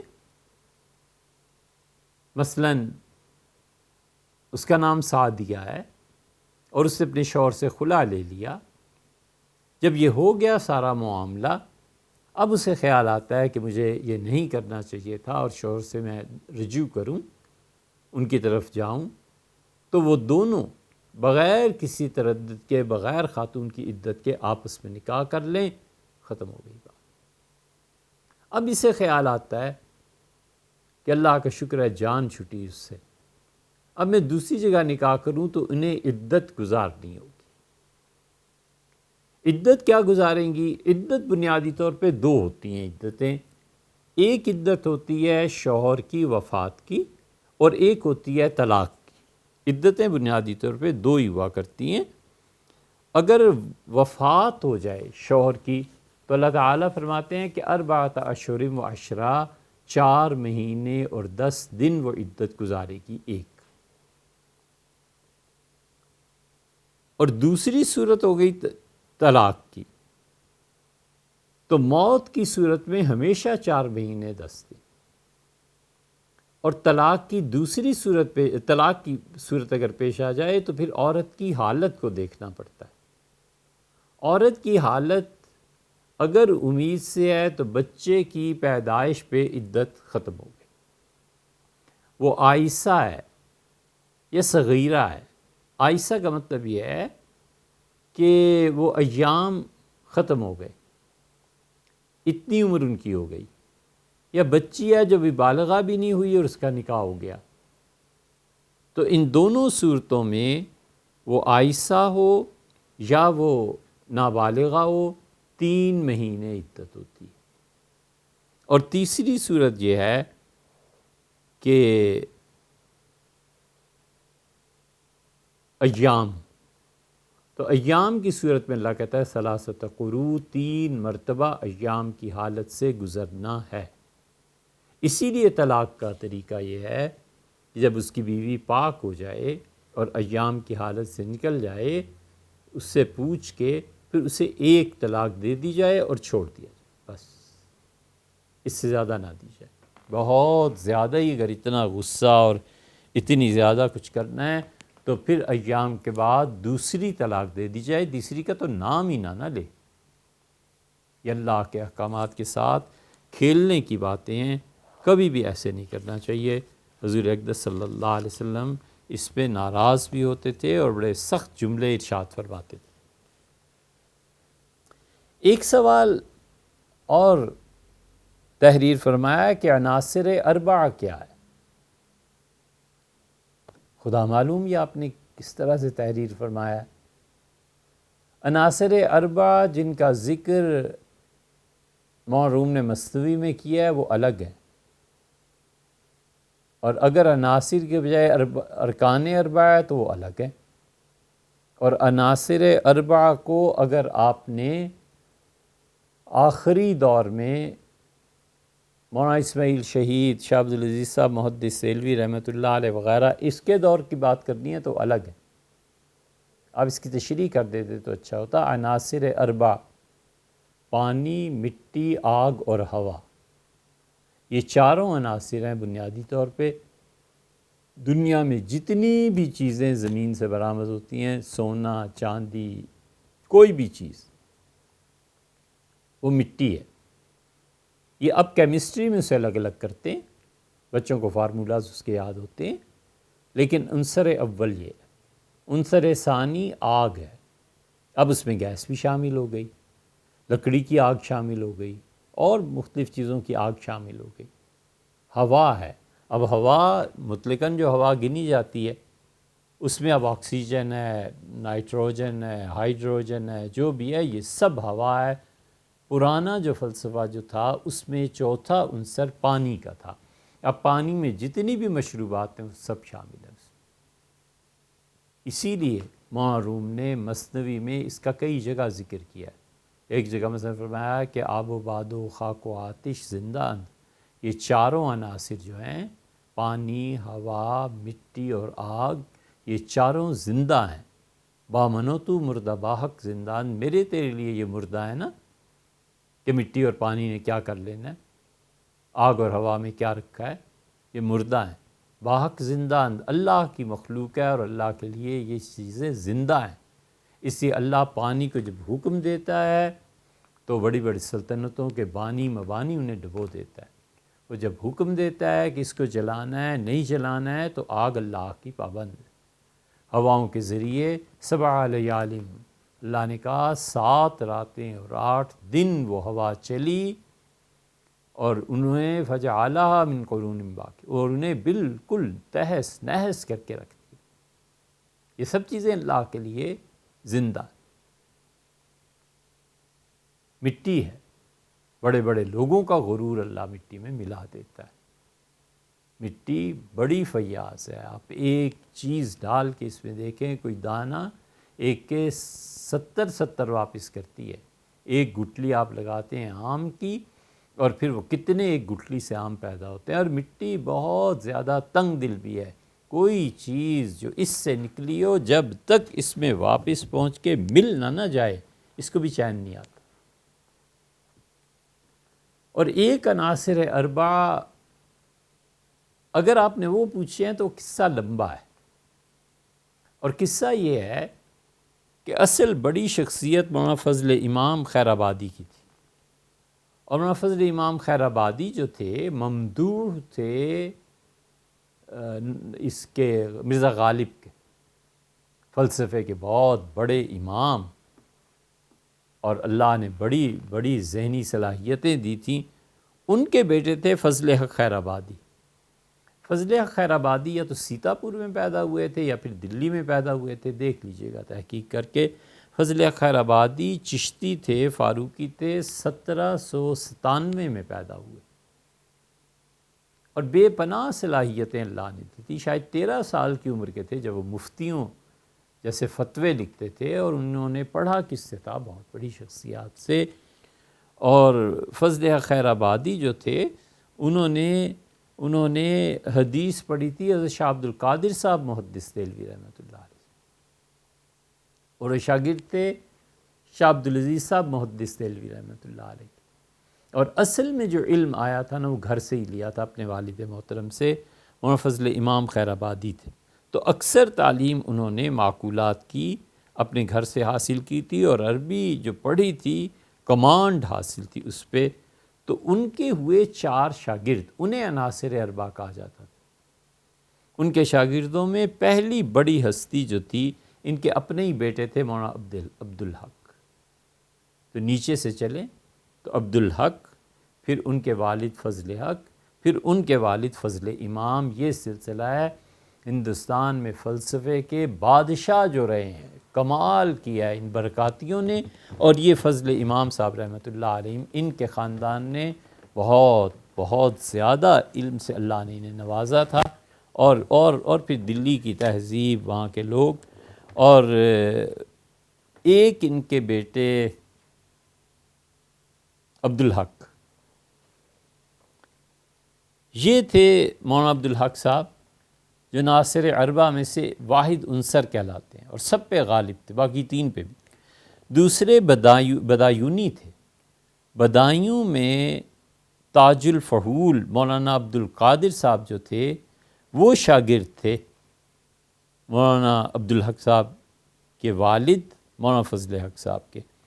اور تیسرے جو تھے وہ مولانا ہدایت اللہ صاحب جونپوری تھے، اور چوتھے مولانا فیض الحسن سہارنپوری، جو پنجاب یونیورسٹی میں بھی ادھر بھی حضرت رحمۃ اللہ کام کرتے رہے۔ یہ 4 آدمی تھے جو عناصر اربعہ کہلاتے تھے۔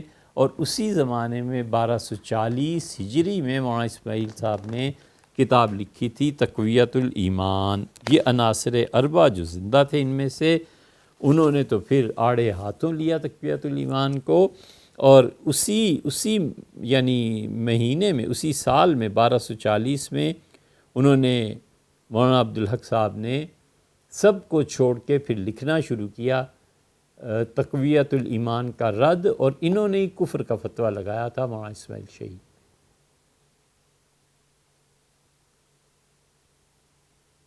تحقیق کتاب کیا لکھی تھی، اس کا نام تھا تحقیق الفتویٰ فی ابطال التغویٰ۔ یہ انہوں نے کتاب لکھی تھی مولانا اسماعیل شہید کے خلاف۔ دلی کی جامع مسجد میں جو مناظرہ ہوا تھا، یہ سب لوگ وہاں موجود تھے، اور مولانا اسماعیل صاحب کے مقابلے میں جو لوگ آئے تھے، حضرت شاہ رفیع الدین صاحب رحمۃ اللہ علیہ کا گھرانہ تھا، مخصوص اللہ صاحب تھے ایک، اور ایک وہاں موسیٰ صاحب تھے۔ انہوں نے بہت بڑھ چڑھ کے، ایک ہی خاندان تھا نا سارا، تو انہوں نے اس میں یہ کام کیا تھا کہ مولانا اسماعیل شہید کے خلاف لکھیں، اور پھر یہ جو تھے آخری ہستی یعنی مولانا عبدالحق صاحب جو تھے، ان پہ تھا کہ انہوں نے انگریزوں کی مخالفت کی، پھر انڈمان جیل میں چلے گئے۔ انگریزوں نے آخر پہ ملکہ وکٹوریہ نے جب کہا کہ اب عام آزادی ہے، جس نے ہمارے خلاف بغاوت کی ہے اور جس نے نہیں کی سب کو معاف کیا، لیکن انگریز اس معاملے میں بڑا دھوکے بھی انہوں نے دیے، مولانا کو پکڑ لیا۔ انہوں نے کہا تمہارے اعلان کی وجہ سے میں روپوش ہو گیا تھا پہلے، اب آ گیا ہوں۔ انہوں نے کہا ٹھہرو پھر تمہیں بتاتے ہیں۔ پھر ان پہ مقدمے چلے، پھر انہیں انڈمان بھیج دیا۔ انڈمان میں انہوں نے 2 قصیدے لکھے، اتنے زبردست قصیدے ہیں کہ ایسی عربی خود عربوں کو کم نصیب ہوئی۔ باپ نے جو گھر میں تربیت کی تھی اور پڑھایا تھا، وہ کوئی کسر نہیں باقی رہنے دی تھی۔ تو مولانا عبدالحق صاحب نے وہ انڈمان میں ہی وقت گزارا۔ یہاں ہندوستان میں جو ان کے قدردان تھے، انہوں نے انگریزوں کیا مقدمہ کر دیا تھا، وہ کہتے ہیں کہ مقدمے کا فیصلہ ہو گیا، حضرت کی رہائی ہو گئی، اور ہم بھاگے انڈمان مالٹا۔ عید کا دن تھا، ہم صبح پہنچے تو ہم نے کہا آج تو دوہری عید ہے، حضرت سے بھی ملیں گے، مدتوں سے یہاں جیل میں ہیں، اور عید بھی پڑھیں گے۔ تو ہم نے دیکھا کچھ لوگ واپس آ رہے تھے، تو ہم نے پوچھا کہ عید کی نماز ہوگی؟ ان کا وہ تو کب کی ہو گئی۔ ہم نے کہا آپ لوگ اب آ رہے ہیں اس وقت؟ انہوں نے کہا کہ مولانا کا انتقال ہو گیا، جنازہ پڑھ کے واپس آ رہے۔ تو انہوں نے جا کے انگریزوں کا یہ آرڈر قبر پہ رکھا اور سر پیٹ لیا کہ وہ انگریزوں کی ناراضگی اور عتاب سے بچے، جیل سے نکلے اور سیدھے حق تعالی شانہ کے ہاں پہنچ گئے، جس کے دربار میں امید ہے ان کی بڑی قدر اور ان کی بڑی ان کے لیے اللہ کی رحمت جوش میں آئی ہوگی۔ یہ تھے عناصر اربعہ، یا پھر آپ نے ان کا پوچھا۔ ایک سوال یہ پوچھا ہے کہ حضرت سید صاحب رحمۃ اللہ علیہ کی جو ساری جد و جہد اور تحریک تھی، انگریزوں کے خلاف تھی یا سکھوں کی؟ بھئی ہمارے بزرگوں میں دونوں تحقیقات ہیں۔ کچھ حضرات کی تحقیق یہ ہے کہ انگریزوں کے خلاف اٹھے تھے، کچھ کی تحقیق یہ ہے کہ حضرت سید صاحب رحمۃ اللہ علیہ کے اصل ہدف یہ سکھ تھے۔ ایک مدت تک ہم اس پہ قائم رہے کہ سید صاحب رحمۃ اللہ علیہ انگریزوں کے خلاف تھے، لیکن پھر جب پرانی چیزیں نکلوائیں، وہ ڈاکومنٹس پڑھے، پھر انگلینڈ میں پڑھے، پھر ان کا ریکارڈ بہت محنت سے اللہ تعالیٰ کی توفیق سے اصل میں پڑھا کر فارغ ہوئے، تو پھر اندازہ ہوا کہ حضرت سید احمد شہید رحمۃ اللہ علیہ کی تحریک سکھوں کے خلاف تھی، انگریزوں کے نہیں۔ آپ کو اگر اس کو پڑھنا ہے تو آپ اس میں بنیادی طور پر 3 کتابوں کا مطالعہ ضرور کیجئے، اس کے بعد سید صاحب رحمۃ اللہ علیہ کی تحریک پہ بات کیجئے۔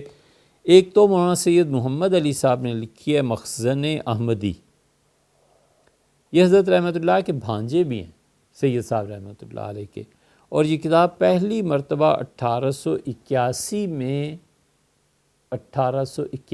میں آگرہ سے مفید عام جو مکتبہ تھا وہاں سے چھپی تھی۔ اس بات کی تحقیق شاید الطاف بھائی کر سکے، ایم کیو ایم والے۔ ان کے آباء و اجداد وہاں جاتے تھے مفید عام میں، ان کے خاندان والوں سے پوچھیے گا، شاید کسی کو پتہ ہو، لیکن جو نام وام پڑھنے میں آئے اور جو تحقیق کی تو معلوم ہوا کہ الطاف بھائی کے جو آباء و اجداد تھے ان کا بھی وہاں تعلق تھا۔ تو مخزن احمدی اور اس کے مصنف ہیں سید صاحب رحمۃ اللہ علیہ کے بھانجے مولوی سید محمد علی۔ دوسرا جو بنیادی ماخذ مل سکتا ہے وہ سوانح احمدی یا تواریخ عجیبہ، دونوں سے شائع ہوئی ہے۔ سوانح احمدی بھی شائع ہوئی ہے اور تواریخ عجیبہ بھی شائع ہوئی ہے، اور یہ دونوں کتابیں مولانا جعفر تھانیسری کی ہیں۔ اس کو پڑھیں گے آپ تو پھر پتہ چلے گا 1898 میں ان کا انتقال ہوا اور یہ کتابیں اس وقت چھپ چکی تھی۔ تیسری کتاب جو ہے مولانا جعفر تھانیسری رحمۃ اللہ علیہ کی، تھانیسر کے رہنے والے تھے، ان کی کتاب ہے تواریخ عجیبہ، اور تواریخ عجیبہ کے پیچھے کیا نام ہے؟ کالا پانی، کالا پانی بھی، اور اسی طرح سوانح احمدی بھی۔ یہ دونوں کتابیں مولانا جعفر تھانیسری کی ہیں، لیکن سوانح احمدی یا تواریخ عجیبہ، بالکل ایسے ہی تواریخ عجیبہ یا کالا پانی، یہ سب کچھ مولانا جعفر تھانیسری نے لکھا ہے، اور یہ وہ لوگ ہیں جو بنیادی طور پر حضرت سید صاحب رحمۃ اللہ علیہ کی تحریک کے اندر کے لوگ تھے۔ تو اگر آپ یہ پڑھیں گے تو آپ کو ان تمام چیزوں کا یا تحقیق کا جو ہم نے بھی حوالہ دیا ہے اصل ماخذ کا علم ہو جائے گا۔ شکریہ جناب، آپ نے بہت تحمل سے سوال و جواب سنے، اور یہ سوال و جواب چند دن سے بہت آ رہے تھے، اور اس کے بعد جو اس پہ جلدی تھی کہ جلدی جواب دیں۔ ہاں، ایک بات رہ گئی، حضور اقدس صلی اللہ علیہ وسلم نے کسی شخص کے پیٹ پہ انگلی چبھو کے یہ فرمایا تھا، یہ جملہ کہاں ہے؟ یہ دیکھیں مسند احمد ہے، اور مسند احمد میں آیا ہے، اس سوال کا جواب یہ ہے کہ حضرت جعدہ رضی اللہ عنہ کی احادیث یہ امام نے بیان کیا، امام احمد رحمۃ اللہ علیہ نے۔ وہ کہتے ہیں کہ جعدہ رضی اللہ عنہ وہ فرماتے تھے کہ ان نبی صلی اللہ علیہ وسلم رأى لرجل رؤیا، حضور اقدس صلی اللہ علیہ وسلم نے خواب میں ایک آدمی کو دیکھا، اب جس حال میں بھی دیکھا ہوگا، اور اسے بلوایا، اور رسول اللہ صلی اللہ علیہ وسلم نے جو خواب دیکھا تھا اس سے بیان کیا کہ میں نے آج تمہیں خواب میں دیکھا ہے۔ وَكَانَ الرَّجُلُ عَظِيمَ الْبَطْنِ، وہ بہت پیٹ اس کا بہت بڑا ہوا تھا۔ تو حضور اقدس صلی اللہ علیہ وسلم نے بِإِصْبِعِهِ فِي بَطْنِهِ، انگلی اس کے پیٹ پہ رکھی، اور فرمایا لَوْ كَانَ هَذَا فِي غَيْرِ هَذَا لَكَانَ خَيْرًا لَكَ، یہ جتنا کچھ تم کھاتے ہو نا، یہ جو موٹاپا چڑھا ہوا ہے، یہ خوراک تم اپنے کسی اور بھائی کو بھی ساتھ شامل کر لیتے تو خوراک کم ہو جاتی، موٹاپا کم ہو جاتا، پیٹ کا پھیلاؤ رک جاتا۔ تو حضور اقدس صلی اللہ علیہ وسلم فرمایا یہ تمہیں نفع دیتا، تمہارے لیے اچھا ہوتا، یعنی تم کسی غریب بھوکے کو بھی کھانا کھلا دیتے نا، تو یہ قیامت میں تمہیں اس کا اللہ اجر دیتا۔ امام احمد رحمۃ اللہ علیہ اس حدیث کو ایک اور جگہ بھی لائے ہیں، اور حضرت جعدہ رضی اللہ عنہ کہتے ہیں میں نے حضور اقدس صلی اللہ علیہ وسلم سے سنا، رأى رجلا سمینا، ایک بہت موٹا آدمی حضور اقدس صلی اللہ علیہ وسلم کے پاس سے گزرا، تو نبی کریم صلی اللہ علیہ وسلم نے الی بطنہ بیدہ، اپنے دست مبارک سے اس کے پیٹ کی طرف اشارہ فرمایا، اور ارشاد فرمایا کہ لو کان ھذا فی غیر ھذا، اگر یہ جو کچھ تمہارے پیٹ میں بھرا ہوا ہے کھانا وانا یہ کسی اور کے پیٹ میں بھی چلا جاتا لکان خیر لک، یہ تمہارے لیے بہت اچھا ہوتا۔ گویا کہ حضور اقدس صلی اللہ علیہ وسلم نے مذمت فرمائی جن لوگوں کے پیٹ پھیلے ہوئے ہوتے ہیں، ایک ہے بیماری، وہ نہیں، ایک ہے اپنی غفلت سے، ایک ہے بہت زیادہ اندھا دھند کھانے سے، ایک چیز یہ ہے کہ یہ رعایت نہ کرنے سے کہ جو کچھ میں کھا پی رہا ہوں بہت سے اللہ کے ایسے بندے ہیں جن کا پیٹ نہیں بھر رہا. مجھے چاہیے کہ اپنے کھانے کے تعیشات کو کم کر کے میں ان غریبوں کا بھی خیال کروں. یہ رہ گیا تھا. آپ کا شکریہ، آپ نے اتنی چیزیں سنی، سوالات کے جوابات بھی ہو گئے. اور ایک چیز، وہ جو مشین کی قیمت ادا کرنا ہے، اس میں سے اب $14,000 ابھی بھی ہمارے ذمہ باقی ہیں. امید ہے آپ اس پہ بھی غور فرمائیں گے.